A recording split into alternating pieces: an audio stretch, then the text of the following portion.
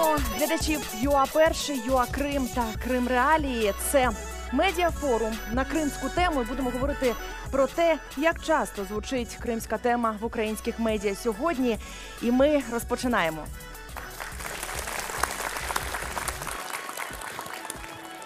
Яка журналістика лишилася в Криму? Чи лишилися там журналісти, чи можуть вони працювати? Та, власне, що українські мас-медіа знають про те, що відбувається на українському півострові сьогодні? І що російська влада Криму хоче замовчати? Тож, ЮА Перший, ЮА Крим, Крим Реалії ми починаємо. І мене звати Катерина Некреча, мій колега Андрій Куликов. Так, і сьогодні, власне, вчора відбулася така знаменна дата. 135 років виповнилося від дня виходу газети «Терджіман». Саме від неї веде відлік свого існування кримсько-татарська національна преса.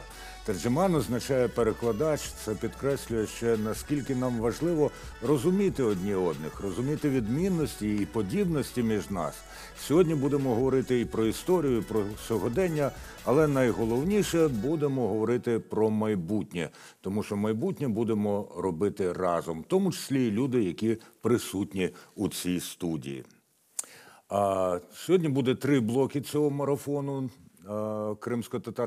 Кримська тема в українських ЗМІ. Перший блок – це буде друковані видання та інтернет. Другий – радіо. І третій – телебачення.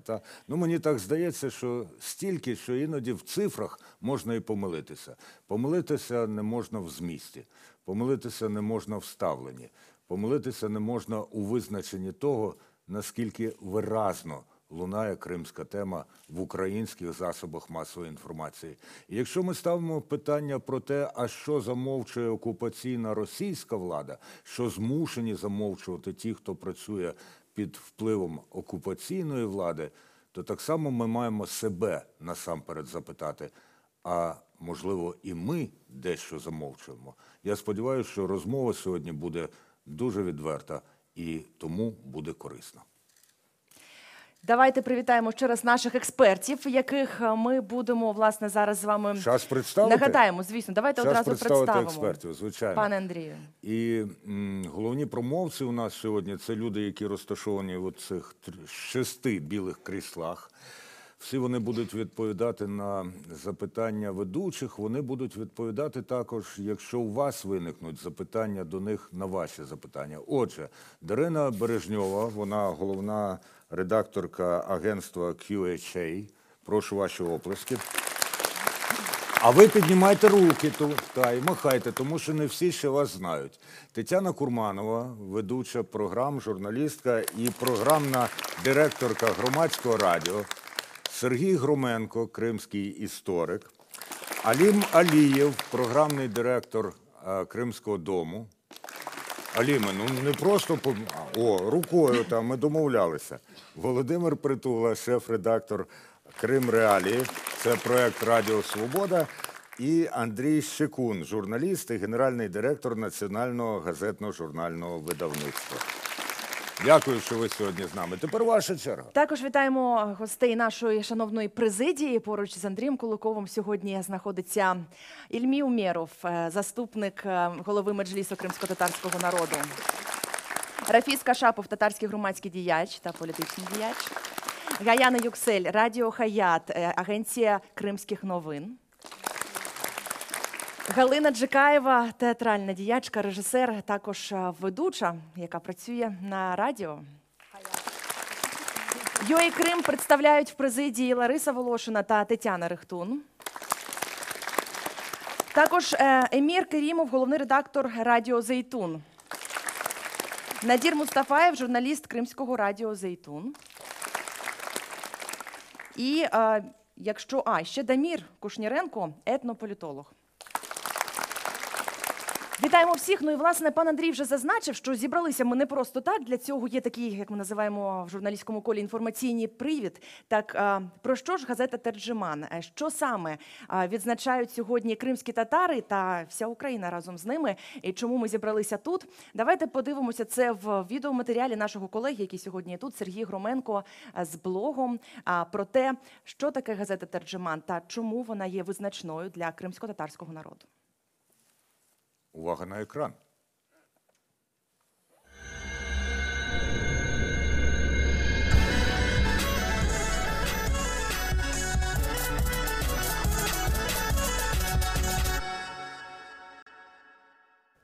Всім привіт! З вами Сергій Громенко. Наприкінці 19 століття кримські татари, як і багато інших народів Російської імперії, вступили в добу національно-політичного відродження. Уособленням цього часу на півострові став просвітитель, літератор і політичний діяч Ісмаїл Гаспринський. Він уже був відомий як автор кількох романів, реформатор шкільної освіти і як успішний міський голова Бахчисарая. Але справжньою революцією в житті Криму стало створення Гаспринським у 1883 році першої кримсько-татарської газети «Терджиман», перший номер якої побачив світ 10-го за новим стилем 22 квітня. Гаспринський писав: «Випускаючи нашу газету, ми хочемо заявити нашим читачам, що Терджиман постарається головним чином з одного боку давати потрібні і корисні для культурного життя знання, з іншого – знайомити російське суспільство з нашими національними потребами. Наша дорога важка і складна, тому ми встали до справи ім'я Господнє і взялися за перо в інтересах правди і науки». З моменту свого народження і до 1905 року у кожному номері Терджиману половина шпальт була кримсько-татарською мовою, половина російською, причому зміст матеріалів дублювався. Потім кримсько-татарська мова стала в газеті основною. Товщина газети була невеликою – від 4 до 6 шпальт, зате виходила вона регулярно. Перші 20 років раз на тиждень, потім 2-3 рази, а в останні 5 років свого існування Терджиман став щоденним. Ісмаїл Гаспринський був не тільки засновником і видавцем, але й редактором і найбільш плідним автором Терджимана. Наклад газети невпинно зростав. Якщо перші номери виходили по 300 примірників, то на початку ХХ століття загальна кількість перевалила за 16 тисяч, що і понині недоступно більшості кримських газет. Вартість передплати становила 4 рубля на рік. Першим меценатом газети була Зухра, дружина Ісмаїла, яка розпродала заради друкарні свої коштовності. Друкарський верстат розташовувався у будинку Гаспринського.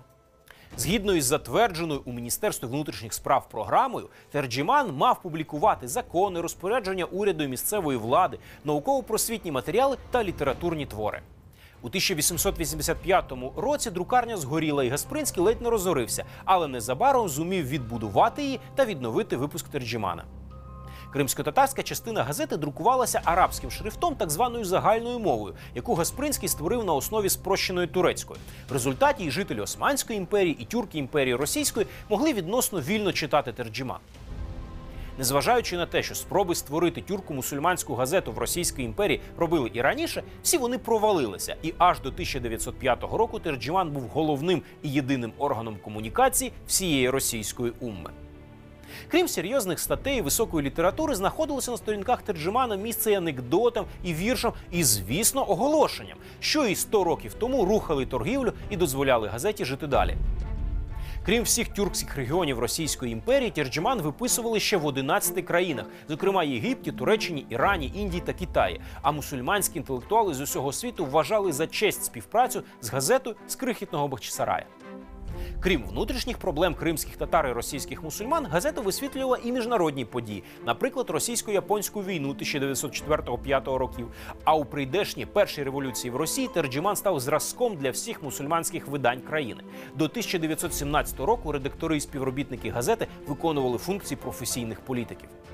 Після смерті у 1914 році Гаспринського новим редактором Терджимана став письменник і політичний діяч Асан Сабрі Айвазов. До цього моменту газета була найстаршим і найавторитетнішим виданням мусульманського світу, але це не вберегло її від потрясінь.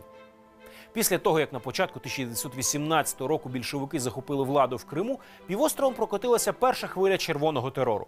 23 лютого був убитий лідер кримсько-татарського національного руху і муфтій Номан Челебіджіхан, і цей день став останнім для газети. Рятуючи редакцію від репресій, Шефіка, дочка Ісмаїла Гаспринського, поставила крапку в 35-річній історії Терджимана.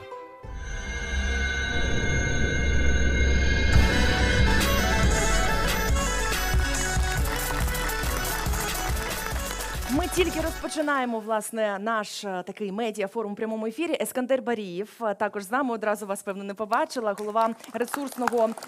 Голова правління Кримсько-татарського ресурсного центру долучився. Я знаю, що у пана Андрія є таке каверзне запитання до всіх присутніх. Воно насправді не каверзне, воно радше є у Андрія, ніж у пана. Та? Тому Перед тим хочу сказати, багато змінилося. Видавали газету «Терджеман» арабським шрифтом, потім кримські татари видавали свої друковані видання латиницею, потім примусово були переведені на кирилицю. Зараз знову йде мова про те, щоб принаймні на контрольованих українським урядом територіях відновилася латиниця в кримсько-татарській графіці. Будемо говорити про це. Змінюється. Не змінюється лише бажання знати правду. І не змінюється те, що справжня журналістика вражає. Моє перше запитання до наших шановних промовиць і промовців. Назвіть, будь ласка, по одному матеріалу на кримську тематику, який вас вразив. Алім Алієв. Бо мікрофон у нього. Добрий день, та власне. Після окупації ви маєте на увазі, так? Коли завгодно. Ми розглядаємо все в тяглості. Якщо говорити про на кримську тематику, це матеріали, якщо до окупації, Валентини Самар в дзеркалі тижня. Якщо говорити, власне, після окупації, це документалістика Кримреалії. Дякую. Тетяна Курманова. А мене більше вражає не те, що вийшло на шпальтах, а те, що не вийшло і не виходить. І, наприклад, мене дивує те, що зараз багато українських ЗМІ не пишуть, наприклад, про Володимира Балуха, який голодує вже багато днів. Оце мене найбільше вразило останнім часом. Володимир Притула. Власне, я хотів те ж саме сказати про те, що українська преса не пише, українські телеканали не показують, радіо не розповідає. Але, власне, все рівно кримська тема присутня в українських ЗМІ. І ми бачимо, що провідні і онлайн-видання, і друковані, і телеканали реагують. Але реагують спонтанно, реагують на якісь більш такі гарячі теми, можливо, з подачі російських більше ЗМІ. І от якраз історія Володимира Балуха – це є зразком того, що не все добре в нашому королівстві. Нагадаю, що Володимир Притула, шеф-редактор проєкту «Радіо Свобода. Кримреалії», Тетяна Курманова, програмна редакторка, директорка громадського радіо, Алім Алієв, програмний директор Кримського дому. А тепер головна редакторка агентства QHA Дарина Бережньова. Який матеріал вас найбільше вразив? Я взагалі така вразлива, і тому щоразу, коли щось з'являється і нагадує нам про те, що сталося, і про те, що там зараз відбувається, мене це постійно вражає. Я б не виділяла щось одне. Погоджуюся з колегами, що цього дуже мало в загальному просторі. У нас спеціалізовані видання, тому ми в темі, ми це постійно відчуваємо.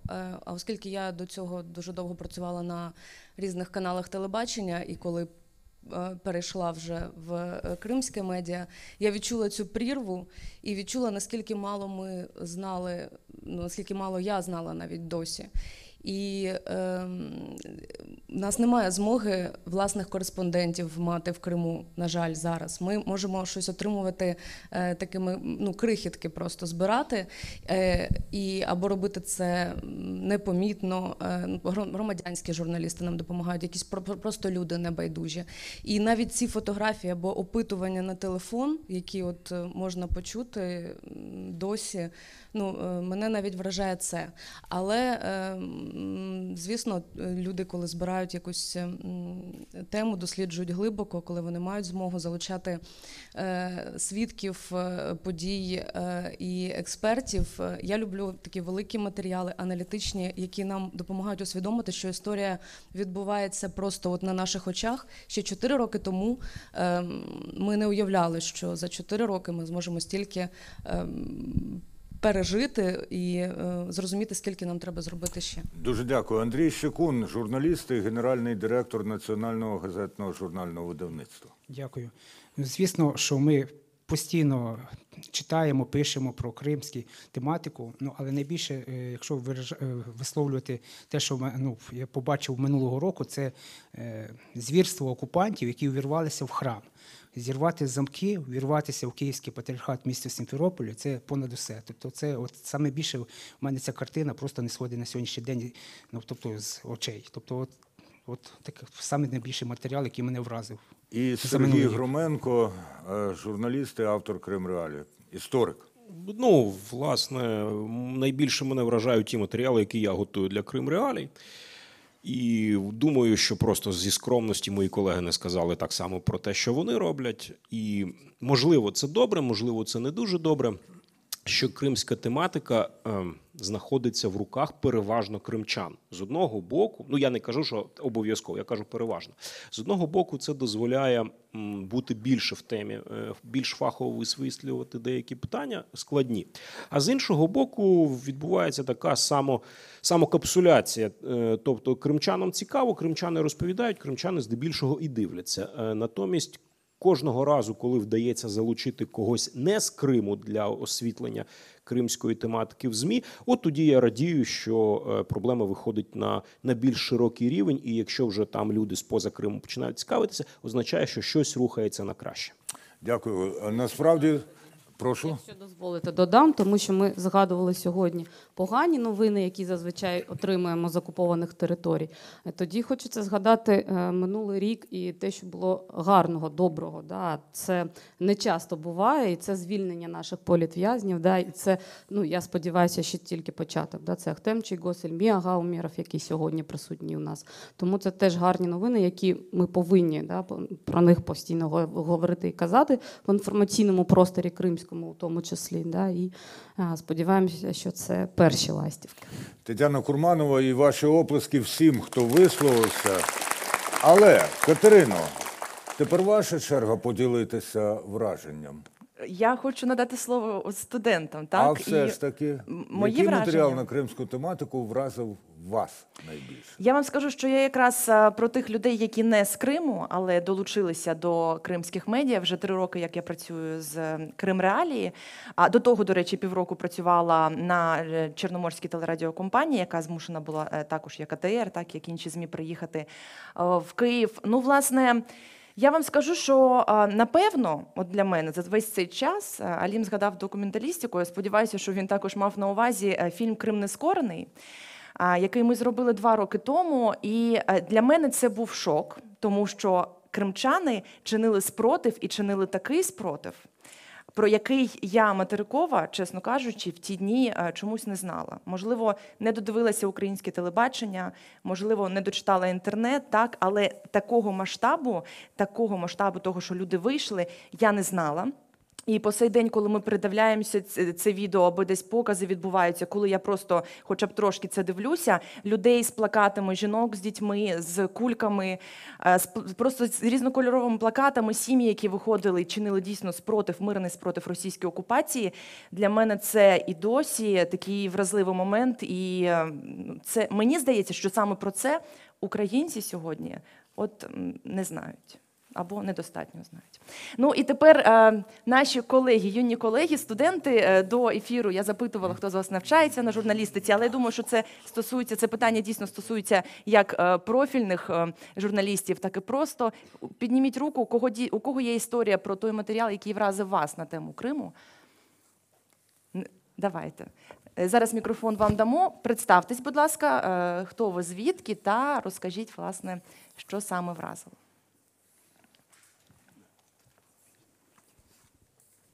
Доброго дня. Арслан, КНУ імені Тараса Шевченка. Звісно, дуже вражають ті матеріали, що виходять у таких великих газетах, радіо, телебачення кожного дня. Їх дуже багато, їх ігнорувати не можна. Але що мене вразило, це роботи моїх, можна сказати, колег з історичного факультету КНУ імені Тараса Шевченка, з журналістичного факультету ЛНУ імені Івана Франка. Звісно, ну, це такі початківці, бо це студенти, але кримська тема у їх уявленні, у їх роботах теж гарно представлена. Мене оце вразило. Дякуємо вам. А що саме? От просто цікаво, що саме, да? Просто їхня робота або якась історія, якась тема, якась подія? І поки що просто їх робота. Добре. І пане Андрію, може у вас є, до речі, також історія У своя? мене є так? історія, Тому що- але я пропоную, позаяк ми зараз на телебаченні, подивитися відеосюжет про Крим Реалії. Це дуже цікавий досвід роботи про те, як можна все ж таки добувати правдиву інформацію і поширювати її. А після цього буде моя історія, історія від Гаяни Юксель і історія від Ільми Умерова. Увага на екран.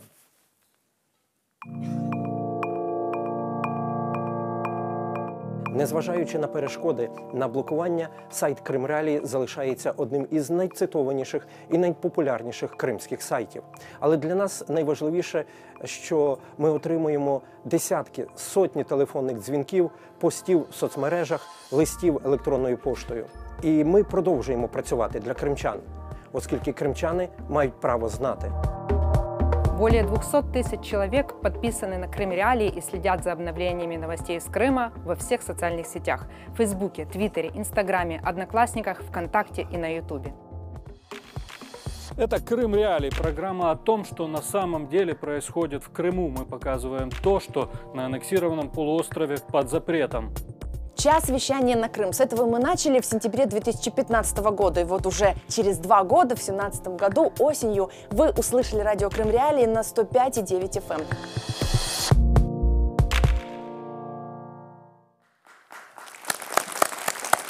Я певен, що ви впізнали декого із тих, кого показали нам у цьому ролику. До речі, дуже цікава там була робота з переходом із одного плану на інший, на тій самій людині.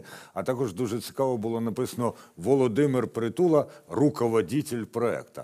Це ще нам підкреслює те, що терджиман, перекладач, це не просто. Нам потрібні... Володимир Притула, Володимир, а не Владимир. В якийсь час я зрозумів, що моє ім'я все ж таки не перекладається. Зрозуміло. І тому і в російській, і в англійській, і в українській версії воно звучить як Володимир. І Володимир. ми не перекладаємо відповідальність за те, що діється, і за те, як ми про це розповідаємо на інших людей. Серед тих людей, про яких розповідають журналісти, це діячі меджлісу кримсько-татарського народу. Це сам меджліс як орган самоврядування цього народу. І Ільмі Умеров, заступник голови меджлісу, ще коли висловлювались наші основні промовиці і промовці, сказав, а нам можна таку історію розповісти? Ну, ясна річ, Ільмі ага.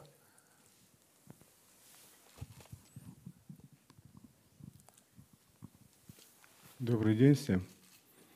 Я, собственно, не историю хотел рассказать, а сказать о том, что меня больше всего удивляют, радуют и восхищают те люди, которые, живя в Крыму, продолжают работать. Те люди, которые, несмотря на опасность посещения Крыма, посещают Крым.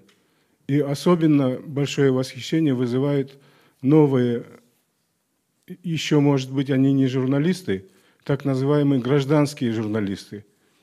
Те, которые не имеют специального образования, порой вообще никакого образования. И многие, сидящие здесь в зале, я думаю, пользуются их материалами. Вот это меня больше всего радует, восхищает. И от того, что репрессии усиливаются, их не становится меньше, их становится больше и больше. Насправді, Ільмі Умеров розповів нам історію. Він розповів історію спротиву, мужності, і сам Ільмі Умеров є одним із символів спротиву і мужності кримсько-татарського народу. Гаяна Юксель – членкиня меджлісу кримсько-татарського народу і очільниця не тільки агентства Кримхабер Аженсі, себто Кримські новини, а і Радіо Хаят. Це дуже цікавий приклад того, як люди, які переїхали з Криму на материкову Україну, вирішили провадити і починати нову справу. А дайте, пані Гаяні, мікрофон там. Дуже дякую, Андрей. Вы знаете, я хотела сказать, что очень счастлива, что мы сегодня собрались здесь, и поводом для нашей встречи стало 135-летие газеты «Терджеман». И не только дата выхода газеты «Терджеман», но еще День крымско-татарской журналистики, потому что, будучи в Крыму, этот день, 10 апреля, день выхода первого номера газеты, мы отмечали как День национальной журналистики, имея возможность собраться, обговорить свои проблемы, обсудить текущие события. И вот самое интересное, вчера мы провели круглый стол, посвященный этой проблематике, имели связь с Крымом, имели связь с журналистами, которые находятся сейчас там. Там этот день не отмечается, не входит в планы оккупационной власти развитие крымско-татарской журналистики, культуры, языка, поддержания коренного народа Крыма. Поэтому проведение подобных встреч и обсуждений здесь для нас очень важно. И возвращаясь к вашему вопросу, Андрей, и к вашему вопросу, Катя, что меня поразило, что я хотела бы отметить.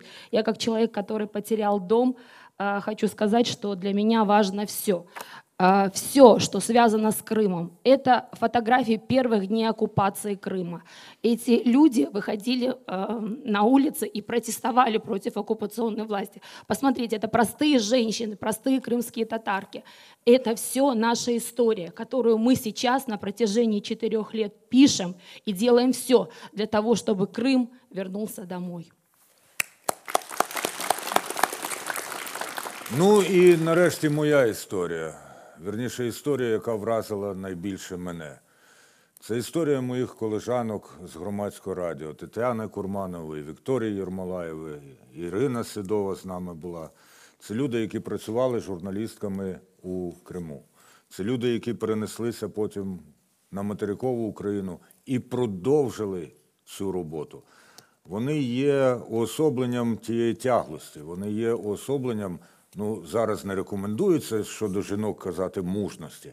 Я би сказав, вони є уособленням витривалості, цілеспрямованості і того, що ми можемо навчатися в них. Моя історія, вірніше історія, яка мене найбільше вразила, це мій друг Олександр Андрусенко, російськомовний українець із Криму, який після окупації переїхав до Полтави, де він нарешті навчився щоденної української мови. І якщо раніше він писав пісні на власні російськомовні вірші, то тепер у нього вже є пісні на власні україномовні вірші. Моя історія, яка мене найбільше вразила, це проєкт «Крим Реалії», який працює цілеспрямовано. Ну, про радіо «Хаят» я вже сказав, але оскільки радіо у нас у другій панелі, я поки що припиню. Крим Реалії, як інтернет-сайт, більше підходить до нинішнього. 200 тисяч людей постійно відвідують. Це чимало. Звісно, Сергій Громенко, який просто вибрав у мене ті слова, коли сказав, що його найбільше вразила власна історія. Так, сьогодні мене найбільше вразило те, як просто і значуще Сергій розповів про Терджеман. Отаке. Прошу. Ну і насправді 135 років. Таке питання до всіх наших сьогоднішніх експертів, так? Хто може дійсно сказати про це. Яке значення для розвитку преси на півострові взагалі має це видання? От хто може сказати так, знаєте, щоб зрозуміло дійсно? Гаяне, будь ласка. Кать, возьму на себя смелость, как человек, который написал диссертацию о развитии крымско-татарских СМИ в начале 20 века. Терджеман – это основа. Терджеман – это то издание, которое стало творческой лабораторией и мастерской, которая дала толчок для развития в целом крымско-татарской журналистики. Я занималась прессой, и за период с 1883 года по 1941 год, это начало Второй мировой войны, я насчитала 129 крымско-татарских изданий, которые выходили на территории полуострова. Наиболее яркие из них были выпущены теми, кто проходил, скажем так, как бы мы сейчас сказали, стажировку, кто набирался опыта в недрах газеты «Терджеман». Ну и сам «Терджеман». Несравненное издание, 35 лет, география выхода от Балкан до Японии, 10 тысяч тиража,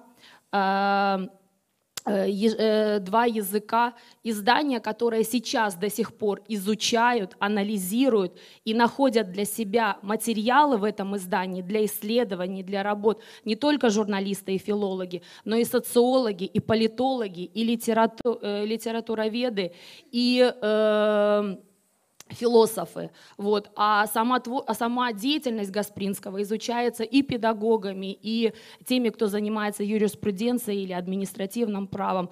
То есть это действительно значимое издание было не только для крымских татар, но и для всего тюркского мира и мусульманского мира. Власне, я поставила запитання саме також, тут різниця, так? Ви кажете про кримсько-татарську журналістику, а мені цікаво, чи на кримську журналістику, якщо говорити про півострів, так, чи це також вплинуло? Мені здається, що так. Володимир Притула. Сказати, мене вразив спершу сам Гаспринський, постать самого Гаспринського. Я пам'ятаю, в березні 91-го року я дізнався вперше про нього, до цього я не знав. І побував на конференції, яку організовував, тоді ще Меджлісу не було, здається, але представники Кримсько-татарського національного руху. І я написав в газету «Молодь України», і певно, що першим серед українських журналістів написав про нього, хто він такий. І згадав там, звичайно, цю газету. І тільки пізніше я трошки дізнався, власне, що це таке було, що це за, яке значення величезне мало це видання. Звичайно, слід віддати данину тому часові. Це була Російська імперія, це була цензура. Звичайно, Гаспринський мав робити певні реверанси політичні в адресу самодержця і тодішньої політичної ситуації. Але те, який поштовх в розвитку і преси кримсько-татарської, і на той час мусульманської, тюркської, це надзвичайно величезне значення було. А вже потім я розумів, наскільки це важливо бути, горіти оцією справою. І коли ми створювали Кримреалії, то от чесно скажу, що ми брали приклад в тому числі з Гаспринського. І зараз в нас ми виходимо трьома мовами. Ми перевершили його. Ми виходимо кримсько-татарською, російською, українською мовою. Ми маємо, от за березень ми мали 2 мільйони 200 тисяч тільки відвідувачів на наших сайтах. Із Криму, і з усього світу. Ми створювалися, як спочатку, терджеман для кримчан, для певної аудиторії. Але зараз Кримреалії ми бачимо стали таким джерелом інформації про Крим не лише для кримчан, а для всього світу. І ми маємо зараз і радіо, і телебачення. В Гаспринського не було можливості цієї. От у нас є ця можливість, і тому для нас це було, для не тільки кримських татар, які працюють в Кримреалії, це дуже важливий був такий приклад. Алім Алієв, будь ласка, програмний директор Кримського дому. Власне, взагалі феномен Спринського і Терджеману я б тут пропонував би розглядати ще як феномен модернізації кримськотатарського народу, кримськотатарської нації. Власне, окрім Терджеману, щоб ми розуміли, було ще перше видання жіноче і перше юмористичне видання, коли нібито табуйовані в 19 столітті теми – це права жінок і юмор, який дуже різний може бути. Він це використовував, і він показав, що з цим можна працювати, з цим треба працювати. І це, власне, в тому числі повпливало не тільки на кримськотатарську спільноту, а повпливало на весь тюркський світ. Будь ласка, Андрійчику. Перше, я коли дізнався про Ісмаїла Спринського, це був, якраз я закінчив університет, Сімферопольський державний університет, і переїхав жити в Бахчисарай. Звідси історія мого пізнання і кримсько-татарського народу. І тоді постало питання, що ми можемо зробити для кримчан, українців, такого ж зразку, можливо, з таким же досвідом. І в 99-му році ми разом з моїми друзями кримськими татарами Айдер Муждаба і створили газету тоді «Думка» українською мовою. На той момент вже виходила газета за підтримки держави, це редакція газети «Кримська світлиця», яка сьогодні відновила свою діяльність у 2016 році, в липні, вже на материку. На сьогоднішній день ми розуміємо ситуацію, та, яка сталася в Криму, що фактично 90% наших передплатників вони там залишилися, фактично газета не може там видаватися. А якщо буде видаватися, то, звісно ж, під окупантами, що ми не могли допустити. І коли я подивився, скільки в нас передплатників по Україні, в принципі, загальноукраїнська вона була зареєстрована, то всього було 18 передплатників. На сьогоднішній день вона більше 300 передплатників, щотижнево вже виходить по всій території України 1000 примірників щотижнево. Тобто і таким самим прикладом ми намагаємося нести ту інформацію, що відбувається на окупованій території, і щоб про цю проблему знали всі. Не виключно ті, тільки які біженці чи внутрішньо переміщені особи з Криму. Повинен кожен громадянин України усвідомлювати те, що відбувається на окупованій території, через друковані засоби масової інформації, через радіо, через телевізійні канали. І таким шляхом ми будемо об'єднувати нашу країну для боротьби з окупованим режимом і повернення Криму до України. Кілька людей тут підкреслювали значення терджемана для організації, в тому числі і спілкування між тюркськими народами тодішньої Російської імперії. І серед нас є людина, яка представляє інший тюркомовний народ. Це Рафіс Кашимов, він із волзьких чи казанських татар, як це назвати. Будь ласка, що ви можете сказати про терджеман, а також і про татарську національну пресу? Будь ласка. Рафис Кашапов меня. Правда, это я хотел бы сказать, на данное время в Латвии, в Вильнюсе идет 5-й форум «Свободная Россия», там все оппозиционеры со всего мира участвуют.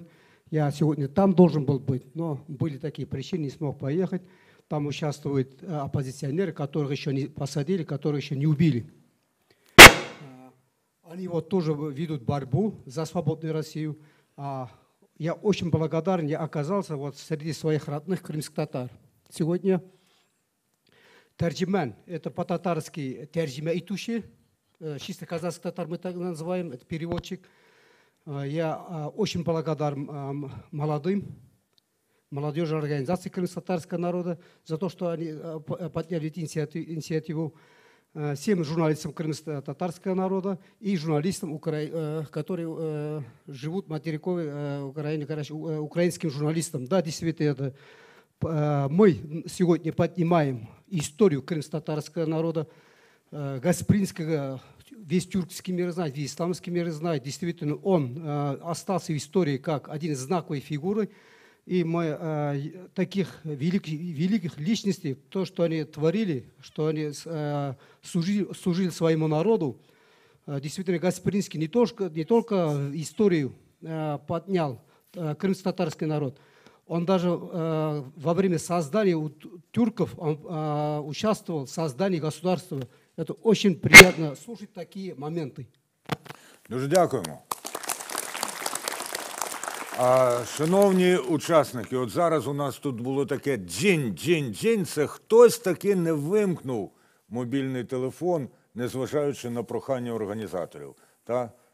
Будь ласка, якщо хто свідомий цього, то вимкніть. І ще одне. Ми тут кілька разів згадували інформаційний привід, з якого ми зібралися. Але насправді привід, є причини, з яких ми зібралися.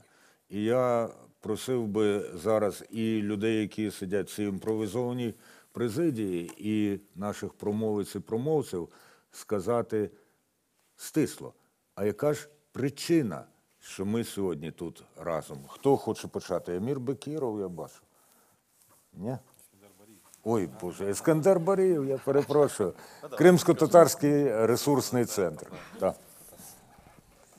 Всем добрый день. Я, конечно, хочу в первую очередь еще добавить то, что все-таки газета «Терджеман», было очень много сказано, какую роль сыграла эта газета именно в 19 столетии. Но я хочу добавить, что газета «Терджеман» это в том числе была, или в первую очередь, была источником просвещения, инструментом просвещения миллионов тюркских мусульманских народов, которых поработила царская Россия. Это был инструмент для объединения и формирования единой мысли именно тех народов, которых поработила царская Россия. Это то, когда действительно с помощью этой газеты эти народы могли общаться между собой, эти народы могли получать информацию, эти народы могли коммуницировать, потому что не было тогда тех технологий, которые существуют сегодня. И поэтому то, что мы сегодня вспоминаем или сегодня говорим об этом, я с 1995 года начал участвовать на различных фестивалях, форумах молодежи тюркских народов. И действительно, Исмаил Гаспринский является очень авторитетным героем среди тюркских народов всего мира. И, конечно, газета «Терджиман» является примером того, как в те времена могли выпускать десятки тысяч экземпляров, потому что была востребованность, потому что был интересный контент. Я уже подхожу к тому вопросу, о чем как раз и говорил или задавал вопрос Андрей. Дело в том, что действительно, если мы проанализируем, и какая моя история, ну, наверняка, учитывая то, что я постоянно работаю с контентом, в том числе и участвую в формировании контента, то, конечно, для меня очень важно, как воспринимают люди, как воспринимают наши соотечественники в Крыму, как воспринимают этот контент наши соотечественники на материковой части Украины и как воспринимают этот контент за рубежом. И поэтому здесь во всем этом есть своя специфика. И я думаю, что нам очень нужно понимать, что проходит время, актуальность Крыма, возможно, уходит на какой-то другой ряд, и это приводит к некоторым проблемам.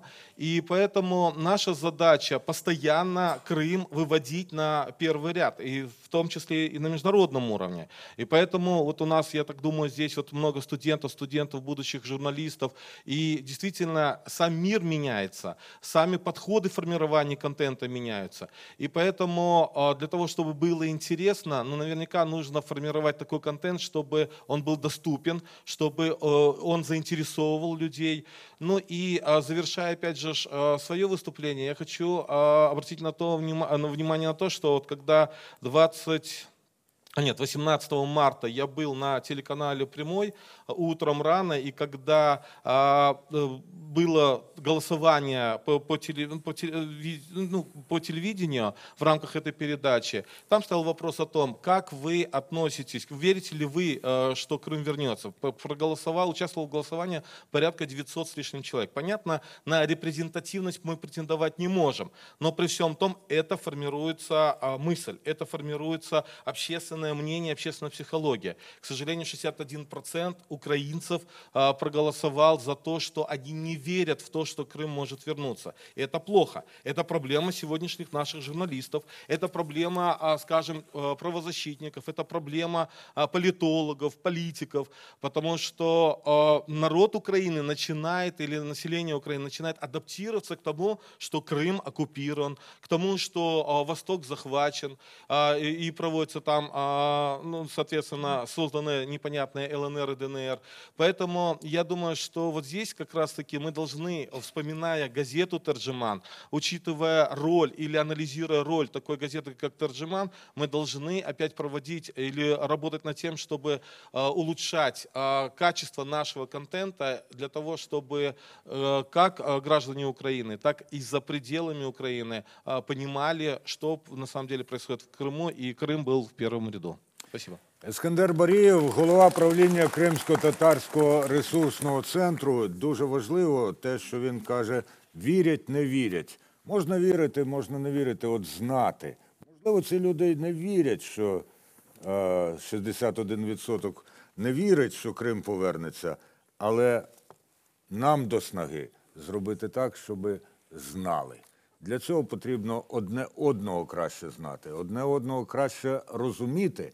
Без знання розуміння не буде. І коли, скажімо, Ескандер каже про те, що Російська імперія гнобила мільйони людей неросійської національності, ми маємо себе запитати, а чи був в Україні кримсько-татарський народ так само повноправним, як це йому належало? Поставити запитання, чому за всі роки української незалежності по-серйозному не було поставлено питання про автономію кримсько-татарського народу. І чому ми почали про це піднімати питання лише коли трапилася така біда. запитувати насамперед самих себе. Ну і власне, знаєте, в мене таке не провокаційне, можливо, запитання, але ми зібралися тут і говоримо про журналістику, говоримо про багато нових медіа, відновлених на материку медіа кримських. І мені цікаво, чи можливий терджеман і чи потрібен він сьогодні головне кримчанам, так? Заради кого ви працюєте? Чи треба те, що ви робите, дійсно сьогодні жителям півострова? Насправді, чи відчуваєте ви це? Чи є у вас якісь дані про це, чи відгуки? Ну, справді, навіщо? Хто готовий? Алім Алієв, будь ласка. Я почну, напевно, з дослідження, яке ми провели минулого року щодо потреб кримських татар безпосередньо в Криму, і ми запитали про інформаційні потреби. Що ми побачили? Що все більше і більше люди, які знаходяться в Криму, вони переключаються на регіональні кримські медіа. На питання чому? Тому що вони говорять, так, ми живемо порушеннями прав людини, так, ми живемо репресіями, але окрім цього в нас є і інше життя, буденне життя, про яке ми теж хочемо знати. Бо якщо б ми жили тільки в нашій хаті, не виходили б з нашої хати, то ми б, напевно, дивились тільки медіа, які зараз з материку працюють. Це була проблема минулого року. Цього року ситуація трошечки покращилась, бо в нас є і журналісти, і блогери, які працюють в Криму для медіа, які знаходяться на материку. Плюс ми маємо говорити про те, що в Криму за останні декілька років, особливо останній рік, створились по правді незалежні медіа. Так, вони не висвітлюють політичні теми поки що. Але в нас є Crimean Tatars Club, в нас є Canlı Радіо, в нас є Радіо Зейтун, в нас є газета Авдет, яка працює вже довший час, чи газета Крим. І, власне, я думаю, якщо говорити про внутріцехову співпрацю, то вона має бути в першу чергу направлена для того, щоб ми розуміли один одного, а не перекладали, знаєте, не говорили один з одним різними мовами. Давайте надамо слово представникам Радіо Зейтун. Певно, Емір Керімов, головний редактор. Так, будь ласка. Йому буде особливе завдання. Нехай радіолюдина та розкаже нам про газети. Добрий день. Вибачте, мабуть, українською мовою мені зараз важко розмовляти, тому перейду на російську. От пан Андрій задавав такий вопрос, навіщо все це? Мабуть, я відповім тільки за себе, бо Одеса дуже велика. Я приїхав на цей форум, щоб навчитися мислити поливалентно. Мыслить поливалентно. Потому что на самом деле и здесь, и там какие-то две разные реальности. И научиться мыслить реалиями других, вот это для меня сейчас очень важно. Может быть, я чему-то научусь, может быть, я смогу чему-то научить других. И очень прав Алим, что вот те СМИ, которые образовались в Крыму сейчас, которым действительно очень тяжело, которые не могут говорить всего того, чего хотели бы сказать, вот как-то нужно создавать мосты и делиться опытом, делиться, может быть, даже контентом. Спасибо. Прошу. Даша Брежнєва. Для кого ми працюємо, і продовження справи Гаспрінського, який поширював інформацію на велику частину світу. Хочу теж сказати про нас обов'язково, оскільки кожен говорить про своє медіа, що QHA, у нас є турецька редакція, і у нас є англомовна сторінка, і завдяки цьому ми бачимо зараз по рейтингах, що нас читають в більше ніж десятках країн світу, і ми постійно пам'ятаємо про те, що нас читають і в Криму, але, хоча ми там заборонені, звісно, але знаходять ті, хто хочуть таку змогу. І тут треба знаходити баланс, те, про що говорив колега, і розуміти, що реальність там одна, у нас трохи інша, але цікавими ми хочемо бути і корисними для всіх.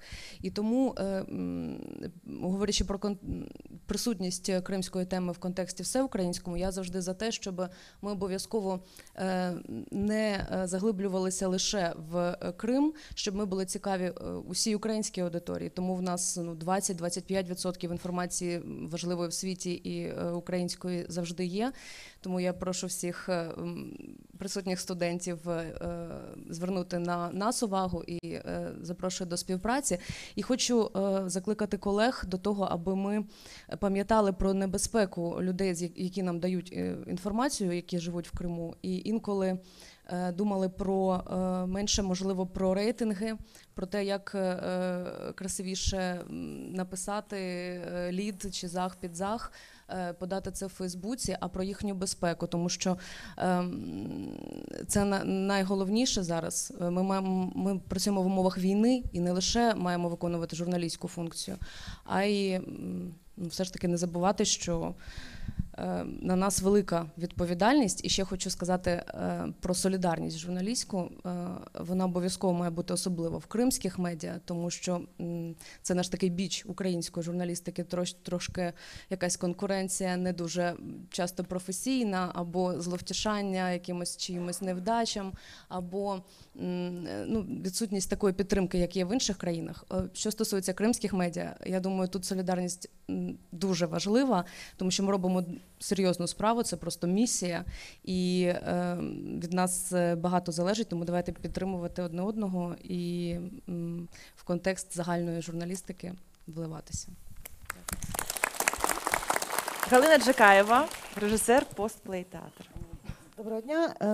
Я в даному випадку представляю журналістику, да? Радіо Хаят, у мене своя програма «Артхаб». І я запрошую гостей, тих молодих людей, які представляють сучасне мистецтво в Україні і працюють для кримських людей, які це захочуть почути, подивитися. Спонукало мене на це одна фраза, яку я почула від дуже поважного спікера на одному з заходів в Кримському домі, що для кримських татар епоха постмодернізму наступить ще не скоро. Я з цим не дуже згодна, тому що не можна пасти задніх вже скільки пройшло часу з наступом постмодернізму, вже постмодернізм. І треба розвиватися в цьому напрямку. І, на жаль, ми дуже, і взагалі до культури ставлення таке, як по остаточному принципу, окей, та й десь там. І мені би дуже хотілося, щоб мої респонденти, ті, для кого я працюю в Криму, почули, побачили людей, які дуже інтегровані в західну культуру. Ті, які працюють справді на ниві сучасного мистецтва. Там просто у Криму, я знаю, що мистецтво це представляє собою Радянський Союз у найгіршому його прояві, тому що мій колишній друг і режисер, головний режисер Українського театру, до речі, я про це прочитала на сайті Кримреалії, він ставив виставу «Мост над рікою», присвячений нашому цьому нещасному Кримському мосту, і він сказав фразу, про яку театральні люди взагалі волоси дибки стають, тому що він сказав, що спектакль поставлен в лучших традиціях совєтської безконфліктної драматургії. Що? Це взагалі позапрошле століття. Це справжній вже постмодернізм. Це вже інша реальність постмодернізму. І саме для цього я працюю, і це більше освітня, скажімо так, в мене місія для того, щоб кримчани побачили і почули людей, які роблять надзвичайно цікаве, надзвичайно щось нове. Тут на материку, не тільки київ'яни, бо в мене є гості із-за кордону, і по Україні. І дійсно долучилися б до світового контексту мистецтва. Окей, дякую. Колеги, мені, до речі, цікаво, поділіться, у нас же ж фахівці тут зібралися, так? Власне, які теми найбільш рейтингові, де більше переглядів? Ми говоримо про друковані та інтернет-ЗМІ. Да, цікаво, що саме хочуть читати кримчани і про що вони читають найбільше?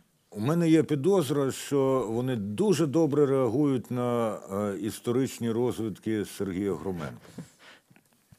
На жаль, це не так.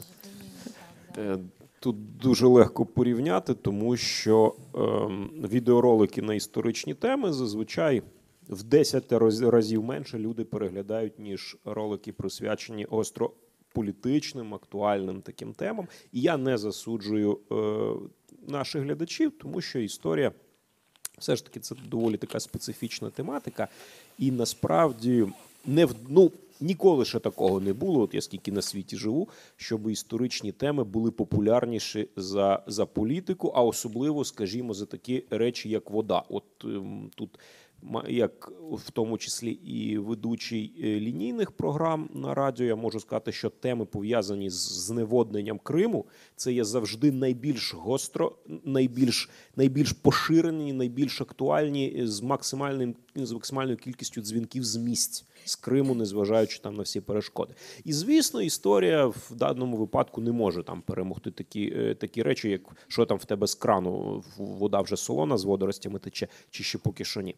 Але за великим рахунком, безумовно, ніша ця досі порожня, дуже мало українська історія в цілому інтегрувала в себе кримську історію, лише там з 2015 року можна казати про якісь системні зрушення, і саме тому ще тут, якщо я буду працювати один, що я за 100 років всього того не зроблю, можливо, хтось би колись би із інших кримських редакцій в Україні взявся би. От, наприклад, ми вже згадували, Алім згадав, Кримсько-татарський клуб, портал власне в Криму. Він не може собі дозволити політику, але може собі дозволити культуру, мистецтво, історію кримських татар і, відповідно, можливо, такий безконфліктний, на жаль, в тих умовах гуманітарний дискурс історичний міг би більше там дати можливості кримчанам дізнатися про власну історію, українцям дізнатися про історію Криму. Ну, а я, як людина більш вільна тут на материку, можу собі дозволити трошки і потролити росіян, які зараз дуже активно останні 4 роки, вони це завжди робили, але останні 4 роки особливо, взялися до маніпуляцій з кримською історією. Так що, коли прийде час деокупації, ми би мали в Україні підготовлену когорту, в тому числі і істориків, і журналістів, які могли б писати на історичну тематику, але поки що з цим ще навіть гірше, ніж з політикою. Вибачте ж за такий песимізм. Володимир Притула. Я хочу об'єднати 2 питання, відповісти зразу на 2 запитання Катерини і Андрія. На жаль, окупація розірвала інформаційне поле, досить сильно розірвала інформаційне поле України, материкової України і Криму. Окупанти намагаються все зробити для того, щоб воно було розірваним і щоб кримчани були ізольовані. В якійсь мірі цьому допомагають і наші ультрапатріоти, коли намагаються диктувати свій порядок денний для кримських ЗМІ, для українських ЗМІ. Кримреалії з цим зіштовхнулися, коли нас кілька років тому оголосили нам бойкот через те, що ми занадто мало, на думку деяких експертів, використовували слово «окупанти», описуючи події в Криму. Разом з тим, ми розуміємо, що Кримреалії працюють для кримчан, і кримчани по-різному думають, по-різному сприймають нинішню історичну ситуацію, по-різному брали участь в цих подіях. Але вони всі ж зіштовхуються з одними проблемами. Всі, на жаль, хто б не був би чи за Україну, чи за Росію, чи намагається пережити цей важкий час в своїй хатинці і не звертати увагу, всі вони зіштовхуються нині з цими проблемами, які принесла російська окупація в Крим. І дати можливість їм висловлюватися – наша була місія.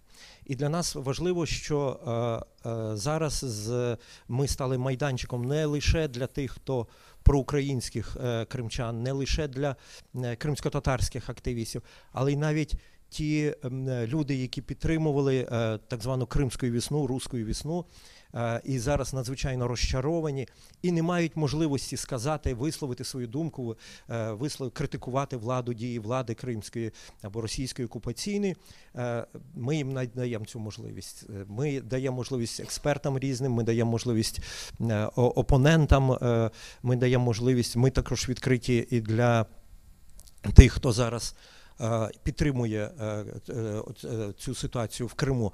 Але щоб це обговорювалося, щоб ця тема була відкрита. І в умовах цієї такої залізної інформаційної завіси в Криму це дуже важливо для кримчан різних поглядів, різних національностей. І саме оці теми, соціальні теми, про які говорив Сергій, проблема води, проблема з електрикою не може Росія досі вирішити, попри те, що там мільярди вкидається грошей, не може ні проблему води, ні електрики, постачання, вкидаються величезні кошти, і це тільки стимулює корупцію, а про неї говорити не можна в кримських мас-медіях підконтрольних Криму. І ці теми якраз є важливими і для кримчан, які перебувають в окупації, і для жителів, співвітчизників наших, які живуть на материковій Україні. І саме через це для нас важливо, що ми намагаємося поєднати оце інформаційне поле, яке зараз в окупованому Криму і на материковій Україні. Таня Курманова. Хочу продовжити цю тему, бо вона дуже важлива, тому що, на жаль, ми сьогодні бачимо, що саме Росія диктує українським ЗМІ, як саме поводитись в інформаційному полі. Це ми можемо побачити на прикладі затримання судна «Норд» і команди. І тільки тоді, коли в Росії почали казати про те, що в заручники взяли екіпаж цього судна, тільки тоді центральні українські ЗМІ стали писати, поїхали на суд у Херсон і стали висвітлювати цю тему. Хоча при цьому, наприклад, на суд, який був щодо депутата Євпаторійської міськради у тому ж суді, ніхто не прийшов. Тому що російські ЗМІ про це не повідомили, не знаю. Тому це, мені здається, дуже важливим говорити про Крим не тільки нам, людям, які переїхали з Криму, або які хвилюються про Крим, але, на жаль, я так бачу, що нас таких не дуже, на жаль, багато. Але і всім українським ЗМІ про це писати. От ми бачимо, що українські журналісти можуть їздити в Крим. Наприклад, у минулому році туди їздили наші колеги Ірина Ромалійська і Альона Луньова, які зробили цікаві матеріали з окупованого Криму. Тобто це така можливість є, але немає бажання, мені здається, у редакції центральних ЗМІ відправляти туди журналістів. Ми не можемо, тому що ми вимушені були переїхати. Для нас це дуже небезпечно. Але є люди, які можуть це робити, було б бажання, мені здається. Тому про це важливо говорити, і важливо говорити не тільки тим, хто з Криму поїхав, або хто опікується цією темою. Насправді такі, знаєте, моменти, коли центральні ЗМІ відправляють своїх журналістів на територію Криму, ми бачили за останні кілька років. Телеканал СТБ рік тому, здається, зробив таких 5 сюжетів. Нещодавно прямий канал відправляв кореспондентку, але обговорення в студії після її сюжету мене просто шокувало. Тому що, знову ж таки, про що я говорила, що кримчани хотіли, за що боролися, на те й напоролися. Да? Вони ж хотіли Росію, вони отримали, там якісь проблеми є, і все в такому контексті. Без соціології, без взагалі таких даних, знаєте, які можна реально отримати. Люди про це говорять, і центральні ЗМІ, тому дуже така велика небезпека також є. Як трактувати ті події, які відбуваються в Криму сьогодні? Рафіс Кашапов, татарський політичний діяч, просить слово. Прошу. Уважаемые гости и журналисты, я хочу сказать, раз уже мы коснулись на тему средств массовой информации, действительно, во время Советского Союза и нынешняя Россия, а крымских татар такую провокационную дают жителям, граждан России. Вот даже бытует такое, и она и до сих пор еще среди очень многих граждан России такой этот разговор, уже у них уже заложено, типа как крымские татары предатели. Они типа как перешли на сторону Адольфа Гитлера. Даже мне самому, говорит, больше 10 раз пришлось спорить на эту тему с политиками-шовинистами, даже сотрудниками ФСБ. Я им сперва говорю, как могут быть они предателями? Они никогда не крымские татары никогда не присягали царской Россию. Они не давали верности Русской империи. Это раз. Во-вторых, если вы осуждаете крымских татар, то, что они предатели, на стороне Адольфа Гитлера генерал Власов миллионы армии воевал. Если на то пошло, давай тогда будем депортировать всю население, короче, русских в Аляску. Вы согласны? Вот после этих слов уже они молчат. Фактически действительно идет очень мощнейшая пропаганда в отношении крымских татар, в отношении украинцев. Допустим, берем, типа как вот 4 октября проводится День народного единства, этот день проходят марши, митинги проходят. С лозунгами, короче, выходят, короче, русские националисты-фашисты с флагами, плакатами кричат «Хайль Гитлер», типа как возвеличивают Адольфа Гитлера. Почему они ищут в Крыму среди крымских татар-фашистов или среди украинцев?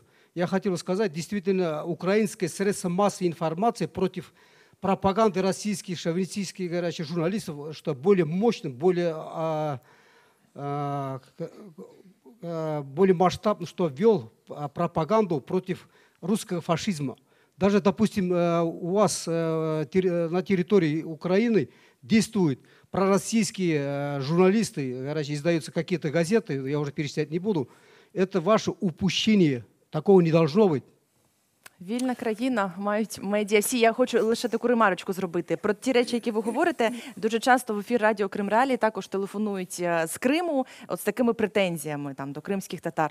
Частенько це буває. Знаєте, коли якийсь гість такий, щось провокує їх. Я одразу відправляю до наших істориків. Сергій Громенко, Гульнара Бікірова, кажу, шукайте в інтернеті їхні роботи і взагалі, щоб дізнатися про історію Криму. Да, і як все воно насправді, Андрій? Гаяна Юксель зараз матиме слово. Нагадаю, членкиня Меджлісу кримсько-татарського народу і керівниця радіо «Хаята» і агентства «Кримські новини». А після цього у вас, шановні гості, буде змога поставити запитання, висловитися щодо того, що ви вже почули. Можливо, ми з Катериною чогось не дозапитали. Будь ласка, підготуйтеся, у вас буде така змога. Гаяна. Да, спасибо, Андрей. Я бы хотела в своем ответе попытаться объединить все три прозвучавших до этого вопроса. Конечно же, сама проблема аудитории, потребности аудитории, выбора темы для аудитории – это очень важная проблема, которая стоит перед крымскими СМИ, как перед любыми другими украинскими СМИ. СМИ работает для своих читателей, зрителей, слушателей и формирует повестку в зависимости не только от текущих событий, но и от потребностей аудитории. Здесь очень важно учесть, что крымские СМИ, которые выехали и покинули полуостров, а их 11, около 40 журналистов, моих коллег, которые сейчас находятся здесь, на материке, они работают в не, скажем так, стандартных условиях. Это работа на оккупированную территорию, и формы, методы, оценки, критерии совсем другие. По сути, мы работаем на ту территорию, на ту аудиторию, от которой оторваны. Мы как журналисты не имеем элементарной возможности провести полевую работу, работу по сбору материала. Мы не имеем возможности просто прийти на событие и зафиксировать его. Кроме того, сейчас нет возможности для полноценного анализа ситуации, не то что социологического исследования, даже для какого-то легкого среза общественного мнения. Однако ответственности с нас это не снимает. И, конечно же, каждая редакция заинтересована в том, чтобы та информация, которую она формирует, выдает, она соответствовала потребностям аудитории. Что мы для этого делаем? Прежде всего, для нас очень важна связь с Крымом. Те отклики, отзывы, реакция на материалы, которые мы получаем, она во многом, скажем так, определяет наполнение той тематики, над которой мы работаем. Кроме того, есть так называемые, скажем так, негласные источники информации и непубличные источники информации, которые нам дают возможность оценивать нашу работу. Я вам хочу сказать, друзья мои дорогие, что несмотря на то, что свободы слова в Крыму нет, и высказываться свободно нет возможности, надежда у многих не угасла. Не надо так говорить, что тема Крыма уходит или как-то она угасает. Надежда есть. За ситуацией на материковой Украине, в Крыму следят. Есть вопросы, которые нам нужно решить и которые от нас наши соотечественники ожидают. Вот, поэтому все это ни в коем случае не должно нас никак вводить в заблуждение или становиться причиной для того, чтобы мы опускали руки. Ну и, конечно же, еще один момент очень важный. Он уже здесь прозвучал в выступлениях экспертов. Я хочу сказать, что тема Крыма, она уже давно перестала быть просто крымской тематикой. Мы как ресурс, который работает с крымско-татарской диаспорой, а диаспора в последние 4 года очень сильно активизировалась, это чувствуем сильно. То есть сама крымская тематика, вообще ситуация в Украине, крымская тематика, она востребована, и это тоже та сфера, которая требует каждодневной работы, каждодневного наполнения информацией. Поэтому я хочу призвать всех к тому, чтобы мы, во-первых, не теряли связь с полуостровом, с нашими соотечественниками, и, во-вторых, ни в коем случае не теряли надежду на то, ради чего, собственно говоря, мы сейчас все и работаем, на возвращение Крыма. Гаяна Юксель, ви дивитеся трансляцію медіафоруму «Кримська тема в українських засобах масової інформації». І просто зараз, за 2 хвилини, у вас буде змога поставити запитання учасникам. І тим, хто зараз в білих кріслах, і тим, хто зараз тут в імпровізованій президії, після того, як висловиться Ільмі Умеров, заступник голови Меджлісу кримсько-татарського народу. У вас є приблизно 2,5 хвилини на те, щоб сформулювати свої запитання. Прошу. Искандер Бариев, когда отвечал на вопрос, сказал о том, что 61%, пусть это не репрезентативное голосование, но такие результаты получили. Это очень серьезно. И средства массовой информации, видимо, все-таки не дорабатывают. Политики, может быть, не дорабатывают. Андрей в самом начале, когда ставил вопросы, сказал о том, что необходимо для того, почему вообще мы здесь собрались. Этот вопрос, по-моему, остался открытым. Мы собрались здесь, а не в Крыму, на день 135-летия Терджимана, только лишь потому, что Крым оккупирован, что Крым аннексирован, что в Крыму де-факто российская власть.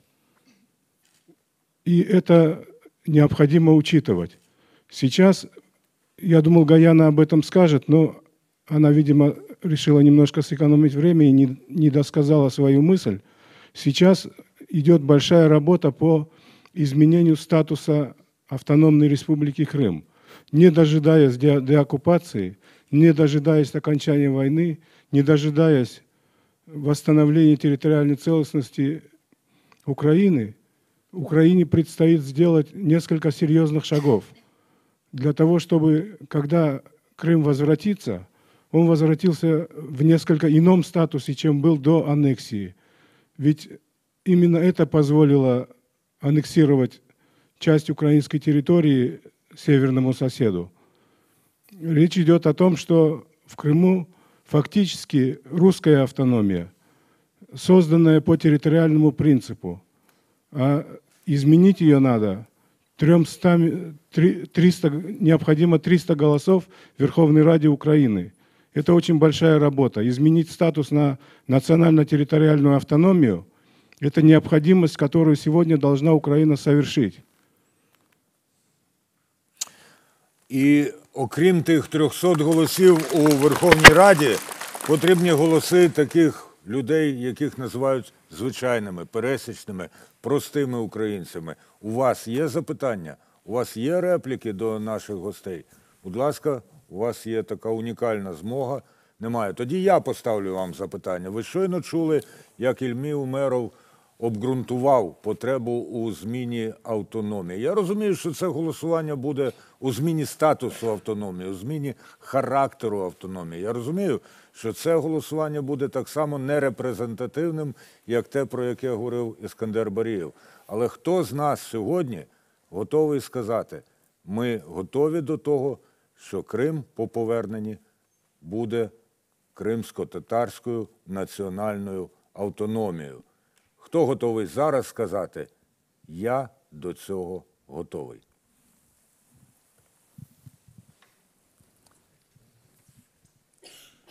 Я дуже сподіваюся, і це дуже добре Репетиція насправді. голосування у Верховній Раді. Це дуже добре, що не всі одразу підняли руки. Це показує, що у нас є сумніви. Якщо є сумніви, це означає, що ми думаємо над цим. Це не просто гасло, яке кинуте, і всі одразу почали його підтримувати. Можливо, хтось хоче поділитися сумнівами. Ми готові до цього.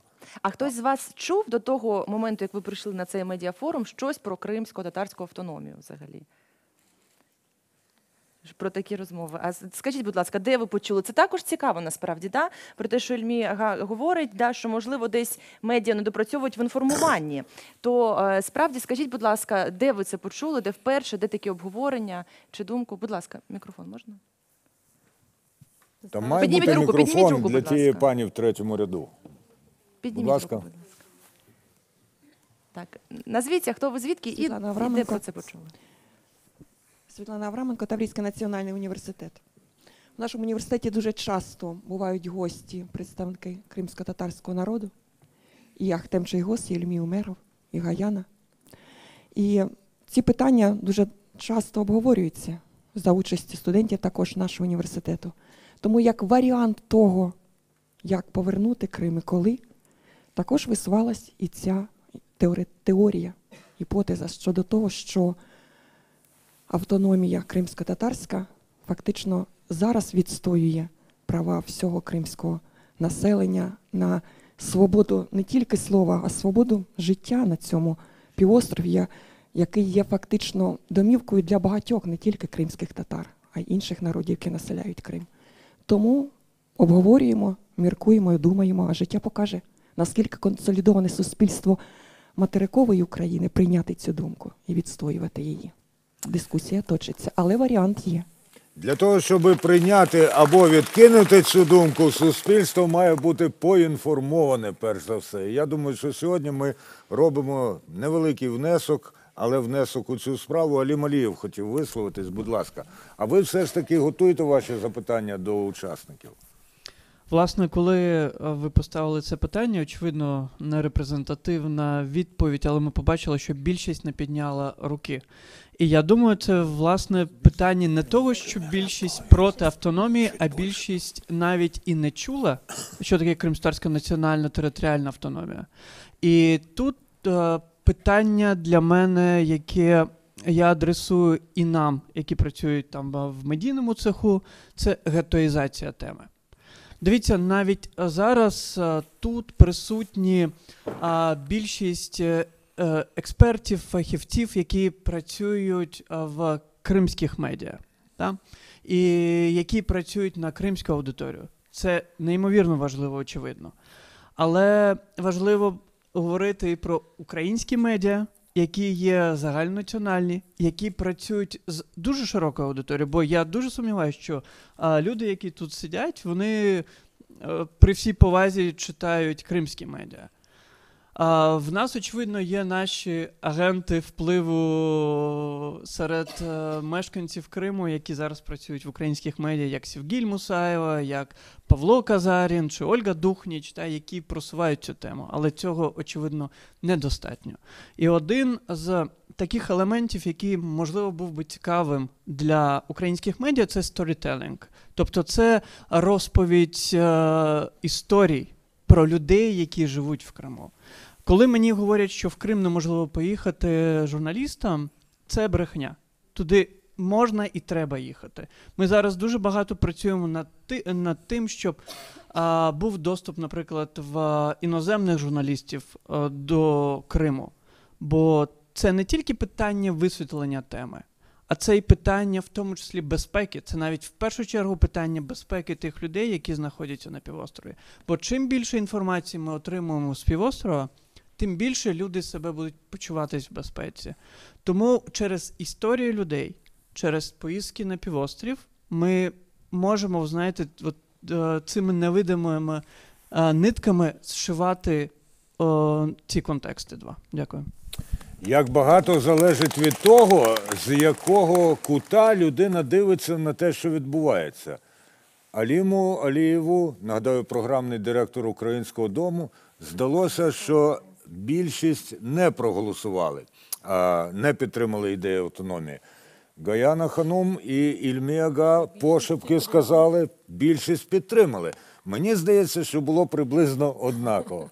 Це є ознака того, що ми підходимо всі, в тому числі і з нашими бажаннями, в тому числі з нашими забобонами і стереотипами. Але уже добре, що ми це ставимо питання. До речі, а яке питання має бути поставлено слідом за питанням про автономію? Ну, хто пам'ятає той самий безконфліктний Радянський Союз, ті можуть сказати, а питання про самовизначення нації аж до утворення окремої держави. Я зараз не ставлю цього питання, але нам треба мати це на увазі, якщо ми справді думаємо про майбутнє. Андрій Щекун, генеральний директор Національного газетно-журнального видання. Ми говорили сьогодні про зміни до Конституції України, де треба 300 голосів.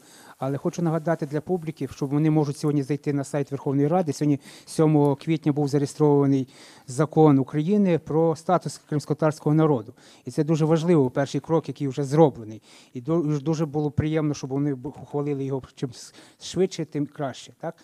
І окрім цього, звісно, що треба і саме поняття ввести корінні народи, закон про корінні народи, тому що там є трошки колізія, на мою думку. Тобто треба закон про статус кримськотатарського народу і разом з законом про корінні народи вводити, щоб у нас не було сепаратизму, який вже виникає на Закарпатті і інших ті тенденції, які хочуть розгортати, і Росія вкладає в це гроші. Тобто нам треба і з тої точки зору забезпечити повністю правове поле від цих всіх нападків і інформаційної війни, яка проти України. Я гадаю, що народ сепаратистом не може бути так само, як народ не може бути ворогом народу. Нас намагалися зробити з народів, ворогів народу, з народів якихось неповноцінних або навпаки надцінних. Ну, це так, розмірковувати на майбутнє. Іскандер Барієв тим часом просить слово. І бере його. Да, я как раз хотел бы продолжить ту тему, о которой начал говорить Андрей, потом подхватил другой Андрей.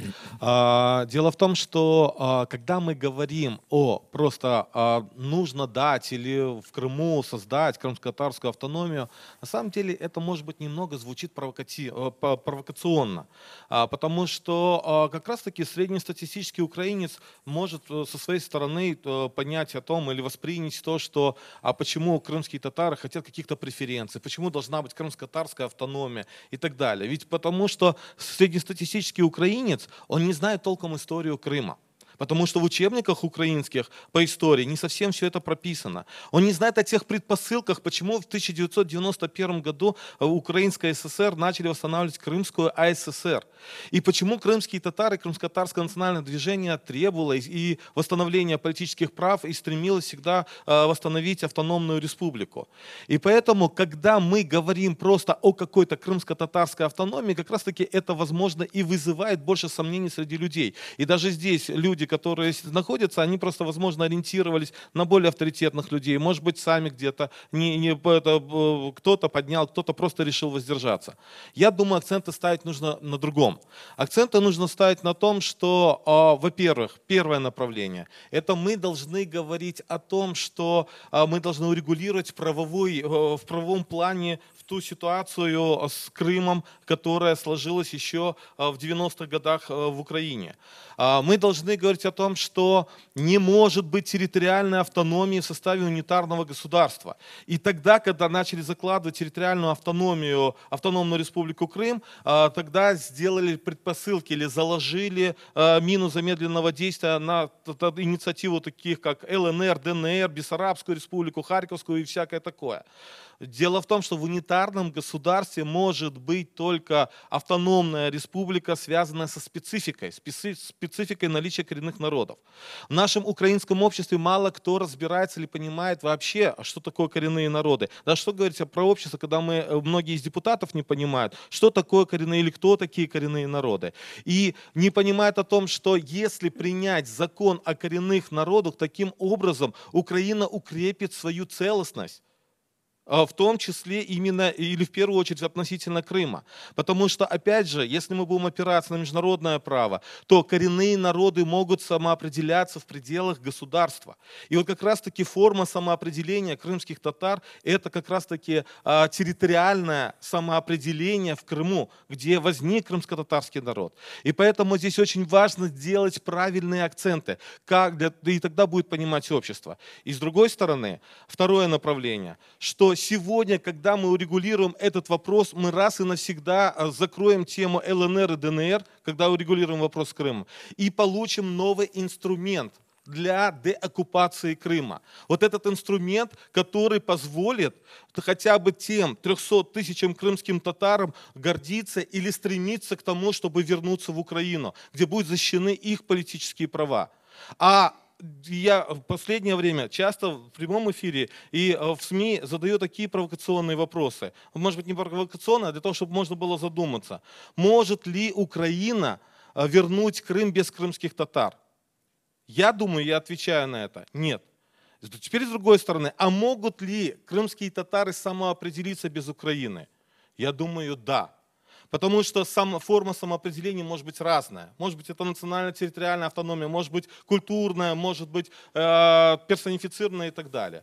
Поэтому вот здесь украинское общество, мы здесь на материковой части Украины должны сделать все, чтобы наши соотечественники в Крыму стремились вернуться в Крым.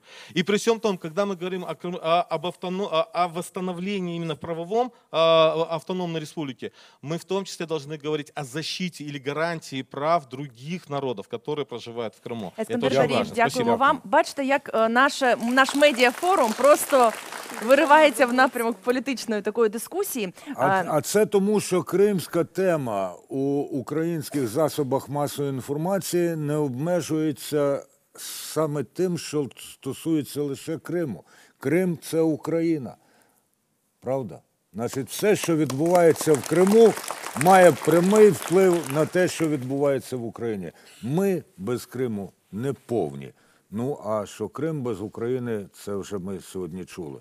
Володимир Притула. Я хотів сказати, от якраз через те, що ми зараз якраз пішли в сторону політичних дебатів, таких політичних тем, це якраз показує, що цього не вистачає, кримської теми не вистачає в українських мас-медіях. Не вистачає майданчиків, де могли б дискутувати ці теми. Теми автономії кримсько-татарської, ролі кримсько-татарського народу в сучасній Україні, місця Криму в сучасній Україні. Цих майданчиків дуже мало. Дуже важливо, що от сьогодні UA1, суспільний канал дозволив говорити на цю кримську тему, дає можливість говорити. І тому треба думати, як зробити так, щоб кримська тема була актуальною для всього українського суспільства. Звичайно, велика роль в цьому засобі масової інформації. Я думаю, не менше тут, власне, самої держави, але знаємо, що держава завжди є не зовсім ефективним рушієм вирішення якихось проблем. Тут має бути громадянське суспільство досить активним.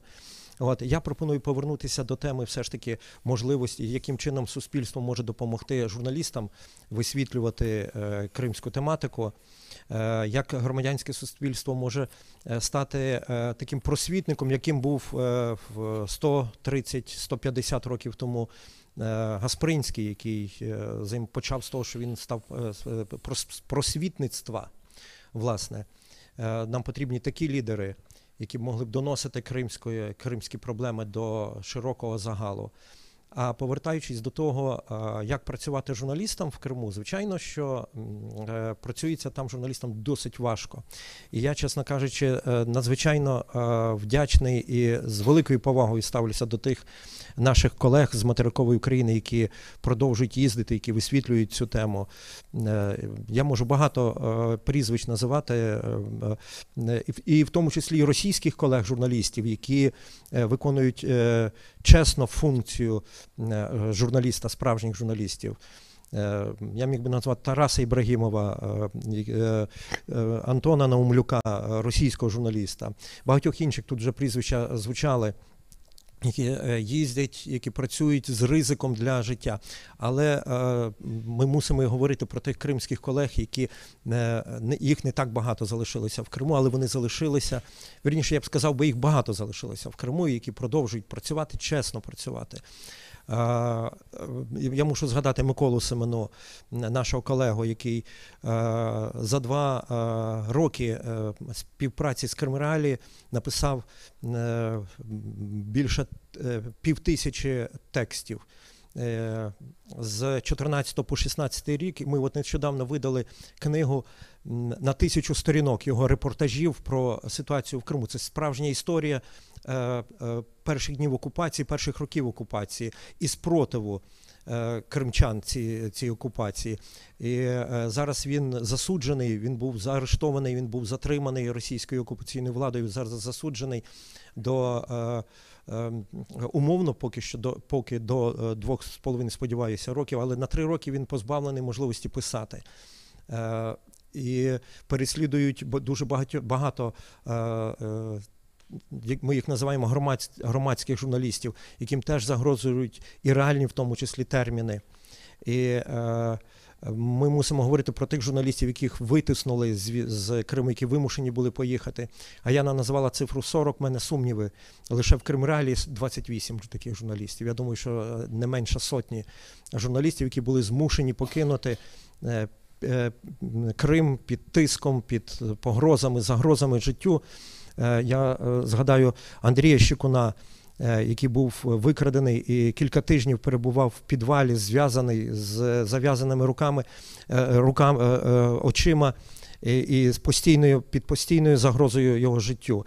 І коли наших журналістів викликали, Кримреалії викликали ФСБшники, вони казали, пам'ятайте про Щекуна, про інших, і ви теж можете, ваша доля теж може бути такою. І тому, звичайно, кримським журналістам працюється в Криму надзвичайно важко. Багато наших колег працюють інкогніто, працюють фактично підпільно. І дуже важливо, що з'явилася оця ціла нова хвиля нових громадських журналістів, блогерів, простих людей, активістів, які знімають, які пишуть, які присилають новини, які присилають фотографії, які знімають відео, які стріми ведуть. Це надзвичайно важливо, і ми про них теж маємо говорити.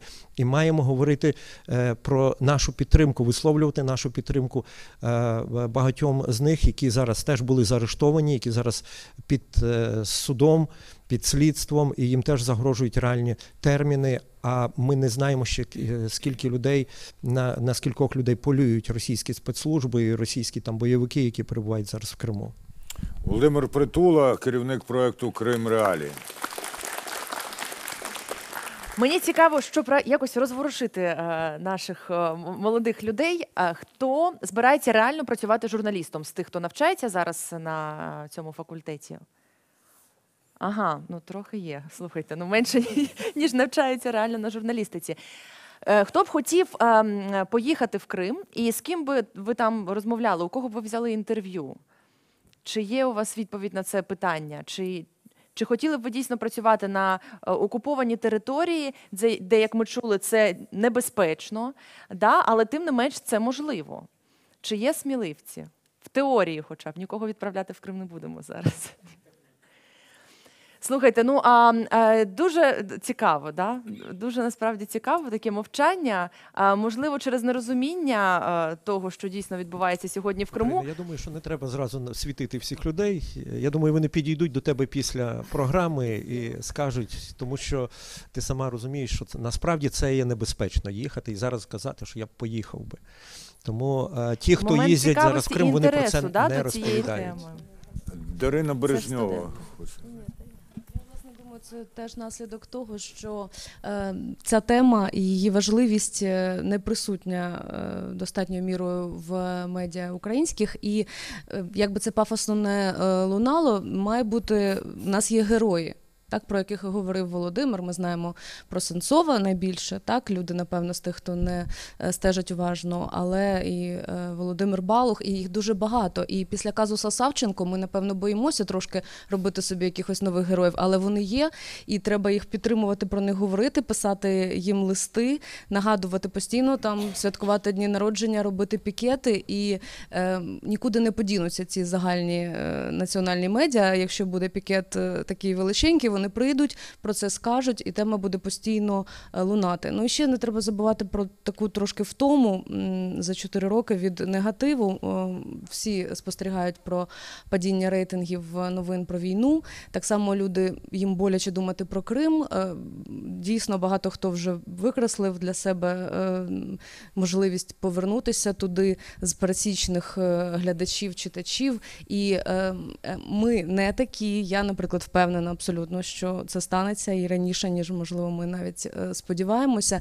І треба постійно, треба якийсь позитив привносити, бо Крим це зараз для медіапростору це негатив здебільшого. А який може бути позитив? Це говорити про сценарій повернення, говорити про те, що ми будемо робити після повернення, як ми зараз готуємось, дійсно готуватися. І якщо наша влада тут не дуже працює, то брати на себе більше відповідальності суспільству, пропонувати якісь конкретні заходи, робити їх масовими, пропозиції реальні, виносити тоді вже в парламент, слава Богу, там є в нас представники, виносити нагору, і тоді, коли це буде дійсно щось цікаве, реальне, яке будуть озвучувати медійні люди розумні, тоді ця тема просто стане популярною і більше людей захочуть їхати в Крим і робити щось героїчне, можливо. Володимир Притула, одну хвилинку, Тетяна Курманова. Я коротеньку репліку про героїв. Насправді герої є. Герої серед нас сидять. Ільмі Умєров, справжній герой, людина мужня, перед якою я просто на коліна можу стати. Надзвичайно сильна людина. Під жорстким тиском, під загрозою ув'язнення, незважаючи на хворобу, незважаючи на різні посули, і скільки його купити намагалися, і погрожували. Тим не менше він вистояв, він справжній наш герой. Реміз Кашапов. Теж герой, який сидів в тюрмі і який відстоював ідеї, українську цілісність і відстоював інтереси кримсько-татарського народу. Чому теж герой і приклад для молодих і для всього українського суспільства. Я думаю, що героїв у нас багато, і кримських, і не кримських, залишаються і будуть. Тетяна Курманова. Є ж гарні теми. От ми сьогодні згадували кримсько-татарські, культурні ЗМІ, які працюють зараз на окупованому півострові і говорять не про політику, а говорять про інші аспекти нашого життя. Але є, наприклад, сам видат в Криму, виходить «Кримський терен», газета, яку випускають в Українському культурному центрі. Хоча постійно ці люди викликаються на допит. Але, на жаль, чомусь, коли хотіли презентувати цей сам видат в Україні, на жаль, було присутнє всього 2 журналісти. Це був журналіст з Кримреалій тільки. От про що казати? Про те, що є теми, було б бажання. Було б бажання допомагати хоча б на державному рівні. Наприклад, Громадське радіо дуже б хотіло мовити на Крим, але немає частот, на жаль, зараз для Криму, хоча ми постійно говоримо про Крим в своїх ефірах. Можна хоча б було б на кордоні так званому з Кримом, я не знаю, інформаційні якісь листівки робити, щоб розповідати людям про анонімайзери, як обходити заборони сайтів в Криму. Ми знаємо, скільки зараз заборонено. Більше 10 сайтів українських, на жаль, немає доступу кримчани до них. Тому є можливість. І вона не потребує багато грошей або багато якихось зусиль, тільки бажання. Але от його не вистачає, на мою думку. Зараз те, про що, можливо, варто було сказати на самому початку, але те, що ми кажемо про це не на початку, дасть більше змоги виміряти, наскільки дієве те, про що зараз ви дізнаєтеся. Справа в тому, що керівництво телеканалу пропонує авторам найкращих запитань сертифікат на безкоштовну екскурсію телеканалом. Ви зможете зазирнути за лаштунки не тільки цієї студії. О, уже є у нас людина, яка негайно хоче поставити запитання. Послухаємо. Назвіться, будь ласка, і ваше запитання. Я Плаксін Макарій. І я хотів би запитати, чи вважаєте ви тему дітей-переселенців із Криму мало висвітленою? Дуже цікаве запитання, дуже значуще, тільки ми замінюємо слово «чи», тому що на «чи» можна відповісти так чи ні. А поставимо так, наскільки висвітленою є тема дітей-переселенців з Криму? Хто хоче відповісти на це? Запанувала гнітюча тиша. Публікації, на жаль, мені здається, мало висвітлено, як будь-яка. Ільмі Умеров хоче сказати, прошу. Дайте микрофон Ильме Аги. Здесь, наверное, надо честно сказать, что отдельно такой темы не существует. Но есть такая проблема. И этому надо будет посвящать отдельные программы. А что касается детей, активистов, которые сидят в тюрьмах, уже осуждены или еще не осуждены, их больше 100 человек в Крыму. Ими занимается общественная организация «Безым Балалар», наши дети. Они оказывают моральную, материальную поддержку этим семьям. Пока, насколько я знаю, вот из той категории, которые перечислены, никого не пропускают. И пока справляются с тем, что взяли на себя как нагрузку, как общественная организация. А в материковій Україні є організація «Кримська родина», котра організовує руку допомоги. До речі, 13 квітня в Київській міській державній адміністрації відбудеться благодійний концерт в межах акції «Рука допомоги», всі збори від якого підуть якраз на те, щоб передати допомогу дітям політв'язнів. Макарію, дуже дякуємо тобі за запитання. Ну і ще є запитання, просимо. Меня зовут Александр, я студент первого курса Таврийского национального университета имени Вернадского, который перемещен сейчас в Киеве. У меня такой вопрос. Что конкретно наши студенты, журналисты могли бы сделать для того, чтобы тема Крыма не оставалась на заднем фоне сейчас? Потому что общаясь, то есть в нашем университете учатся много переселенцев, в том числе с Крыма, с Донецка. Общаясь с людьми, со студентами, которые переселились из Крыма, можно услышать много разной информации, и она разнится с той информацией, которая преподносится в СМИ. То есть, что мы конкретно можем сделать для того, чтобы информация была более правдивой и освещалась более ярче? Алім Алієв має відповідь. Ви знаєте, коли я пам'ятаю, що першу свою статтю в газету я написав після першого курсу якраз таки в газеті «Авдєт», про яку ми згадували. І зараз я вже розумію, що важливо йти і на практики, і на стажування в українські медіа, щоб просувати цю тему кримську. Важливо підтримувати зв'язки з колегами, які мають проукраїнські погляди, з вашими друзями, які живуть на окупованій території в Криму, да? І з ними співпрацювати. Це теж важливий такий крок консолідації. Да? І важливо просто писати. Перший раз ви не напишете геніальну статтю, але якщо не буде цієї практики, якщо ви не будете боятись і набивати руку, то через декілька років ми отримуємо добрих аналітиків і добрих журналістів, які підніматимуть, хоча я сподіваюся, що через декілька років тема окупації Криму не буде актуальна, але підніматимуть важливі теми для суспільства. Вона завжди залишиться актуальною в історичному аспекті. Я додам, що Кримреалії запрошує студентів до нас, приходьте на практику, приходьте на стажування.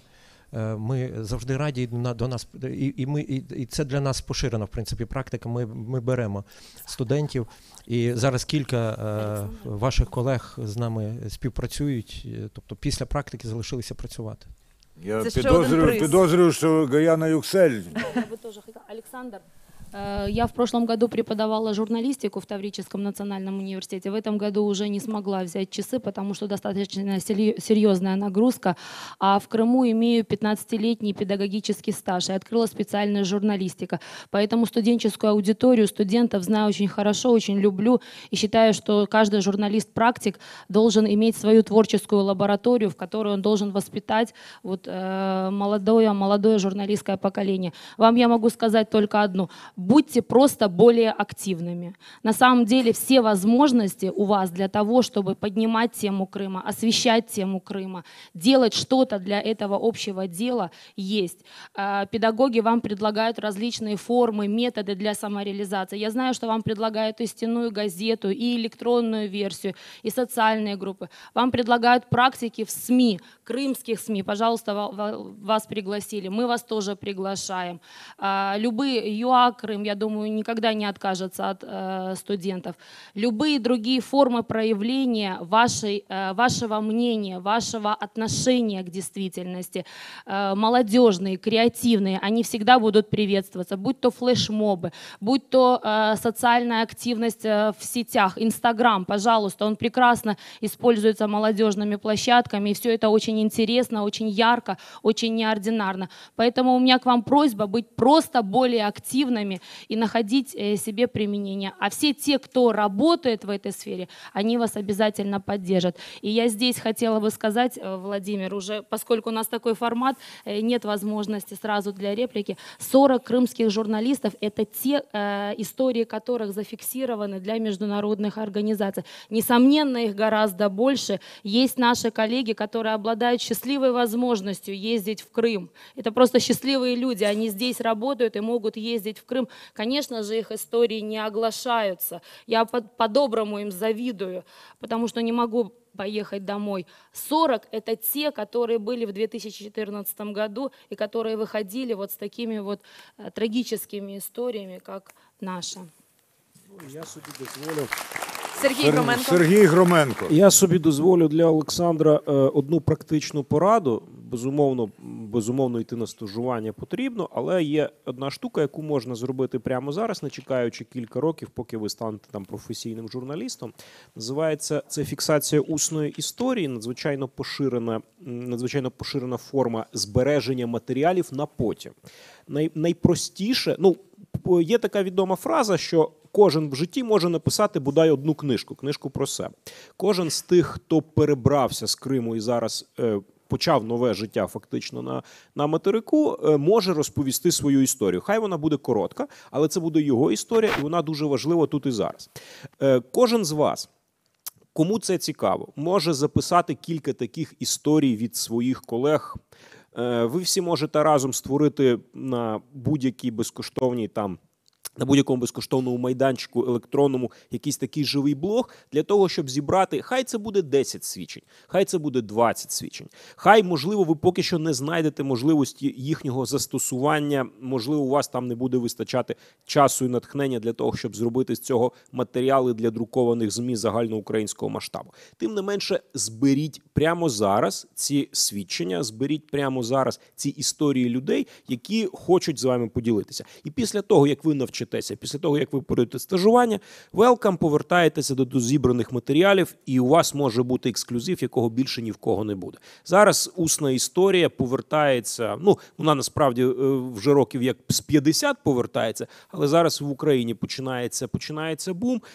Усна історія війни вже в 3 томах Український інститут національної пам'яті видав.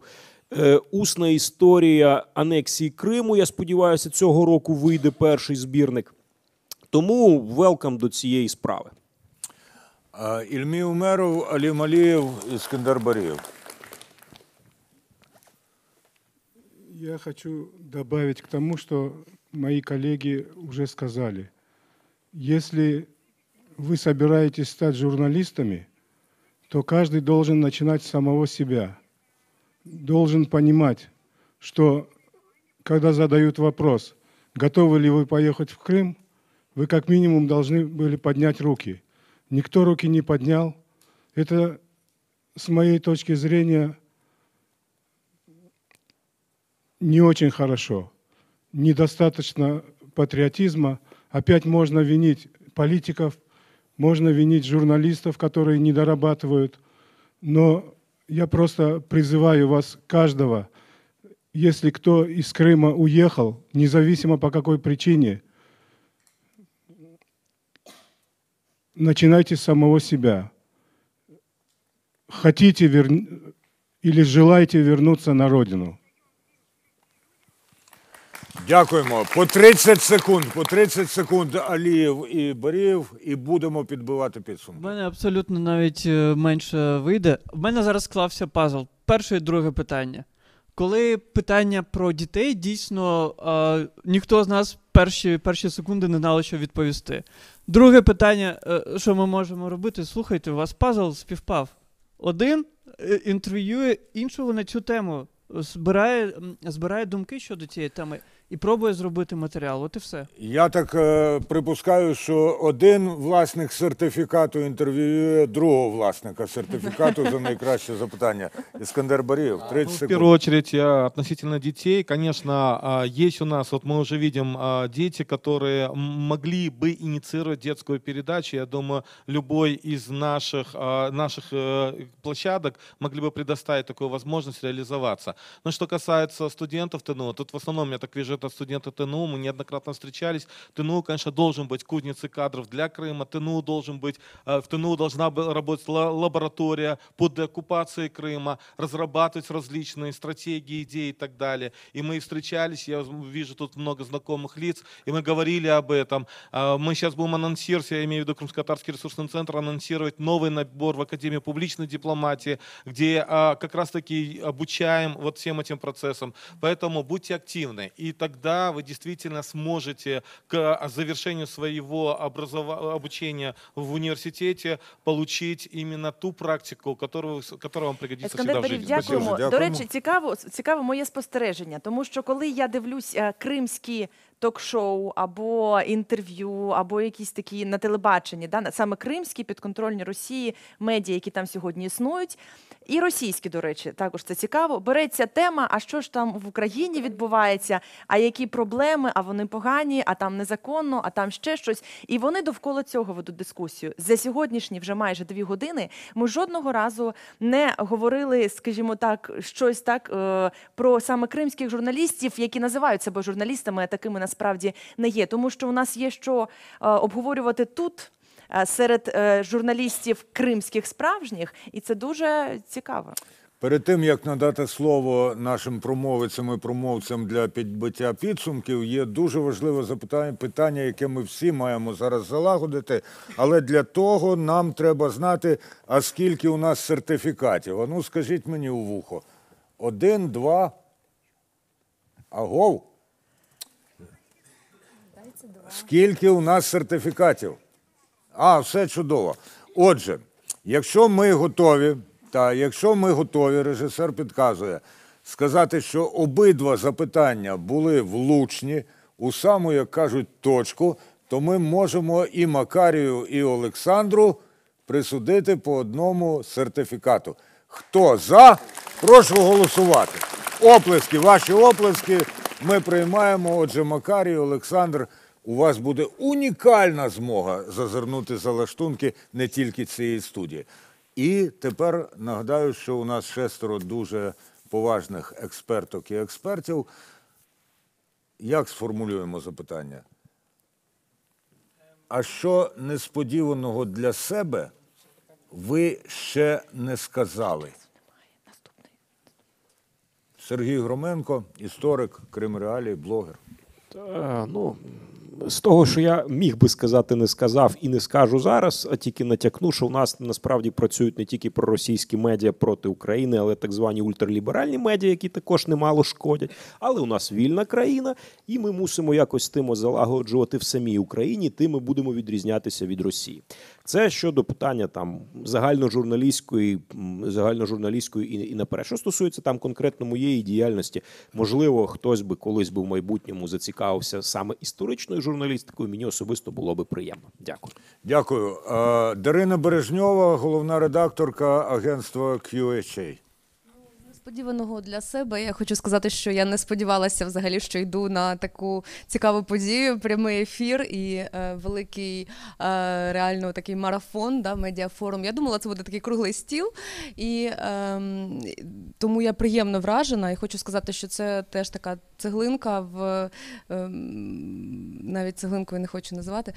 Це дуже корисна справа, і я думаю, що якщо розвивати і запрошувати, і говорити більше, бачити таких цікавих молодих людей, принагідно хочу із Макарієм, і з Олександром помінятися контактами і сказати, що якщо є якісь студенти ліниві раптом, або в них нема часу, то ми просто візьмемо вашу цікаву інформацію і зробимо цю роботу за вас, і потім будемо чекати на вас, коли час у вас з'явиться. Дякуємо, Дарина Бережньова. Тетяна Курманова, програмна директорка Громадського радіо. Ну, я тільки про сподівання. Я дуже сподіваюся, що в медіапросторі українському тема Криму буде щоденна, і буде у порядку денному постійно. І я дуже сподіваюся, що всі ми, і кримчані, і люди, які люблять Крим, повернуться додому. Дякую. Алім Алієв, програмний директор, настільки серйозно і проникливо сказала Тетяна про це, що навіть оплесків не було. Зараз минуло 10 секунд, я прошу ваші оплески для неї. Алім Алієв, програмний директор Українського дому. Кримського. Ну, Крим – це Україна. Так. Українського Кримського. Власне, мої сподівання на те, що ми будемо набагато більше працювати з нашими колегами, які знаходяться в Криму безпосередньо, і надавати, обмінюватись досвідом і надавати їм компетенції працювати там. І друга річ, я сподіваюся, що дійсно цей дискурс, який ми зараз обговорюємо, він буде набагато ширшим, і він буде стосуватись також українських журналістів і міжнародних журналістів. І про Крим вони будуть говорити не тільки негативні новини про порушення прав людини, а ще і говорити про позитив, як туди повертається свобода. Дякую. Андрій Щекун, генеральний директор Національного газетно-журнального видавництва. Дуже важливо сказати те, що сьогодні ті діти, які навчаються в Таврійському національному університеті, почали спочатку з самоорганізації самого себе. Бо пам'ятаючи, як я навчався в Таврійському національному університеті ще в Сімферополі, ми з цього і починали, створивши спочатку громадську організацію молодіжну «Зарево». І одразу ж постало питання самовидата студентського. Ми це зробили і почали з цього ж.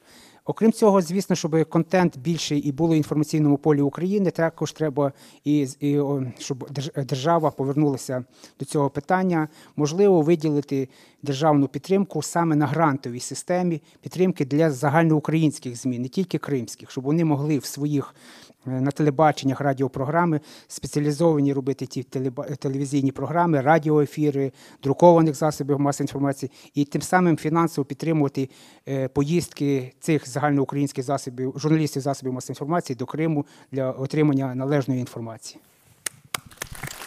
Володимир Притула, шеф-редактор проєкту «Крим.Реалії».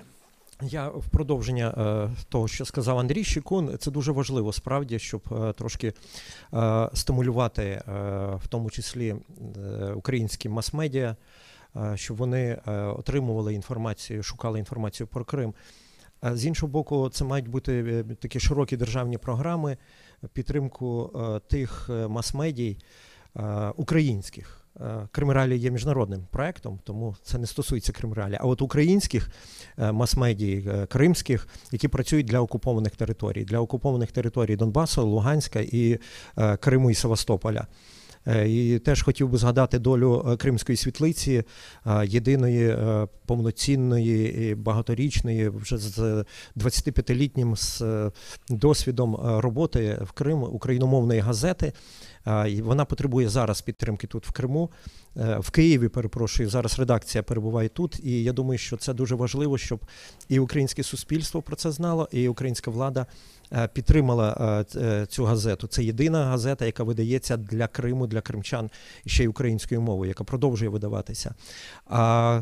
Я б хотів би також ще про одну річ поговорити, але я думаю, що ця тема буде наступної вашої частини, як доносити інформацію до кримчан, як пробити оцю залізну стіну, яку будують російські окупанти, як доносити інформацію з материка, як адекватну інформацію доносити. І тут очевидно, що це тема вже вашої наступної панелі. Тут важлива дуже роль радіо, тут важлива роль телебачення. Я думаю, що тут будуть професійні і компетентні співрозмовники, які можуть продовжити цю тему. Я продовжу те, про що говорив Володимир Притула, до речі, оплески йому. А він уже почав розповідати, що у нас в наступному блоці. Що значить досвід? Людина не має причетності до підготовки цього, а знає. В наступному блоці у нас буде в тому числі і про радіо. О 14:30 О вмикайте 14:30? нас. Так, о 14:30 ми будемо говорити про радіо, і пізніше о 17:30 ми будемо говорити про телебачення, власне, так? І це все, звісно, в контексті Криму. Тому медіафорум, який присвячений, власне, Терджиману, першій кримсько-татарській газеті, якій 10 квітня виповнилося 135 років, ми лише розпочали. Це дуже довго, але це тривала дискусія заради того, щоб ми дійсно більше дізналися і один про одного, і про актуальні важливі теми, яким ми приділяємо вже увагу, і про які ми забули. Да? І дякуючи нашим гостям в аудиторії, ми також тепер задумалися про те. Тому ЮА-1, ЮА-Крим, Крим Реалії, дивіться трансляції та залишайтеся з нами. І у вас є 5 секунд на те, щоб аплодувати, аплодувати, аплодувати. І на цьому тлі піде шапка. 14:30. Наступний блок. Чекаємо всіх, приєднуйтеся до нас.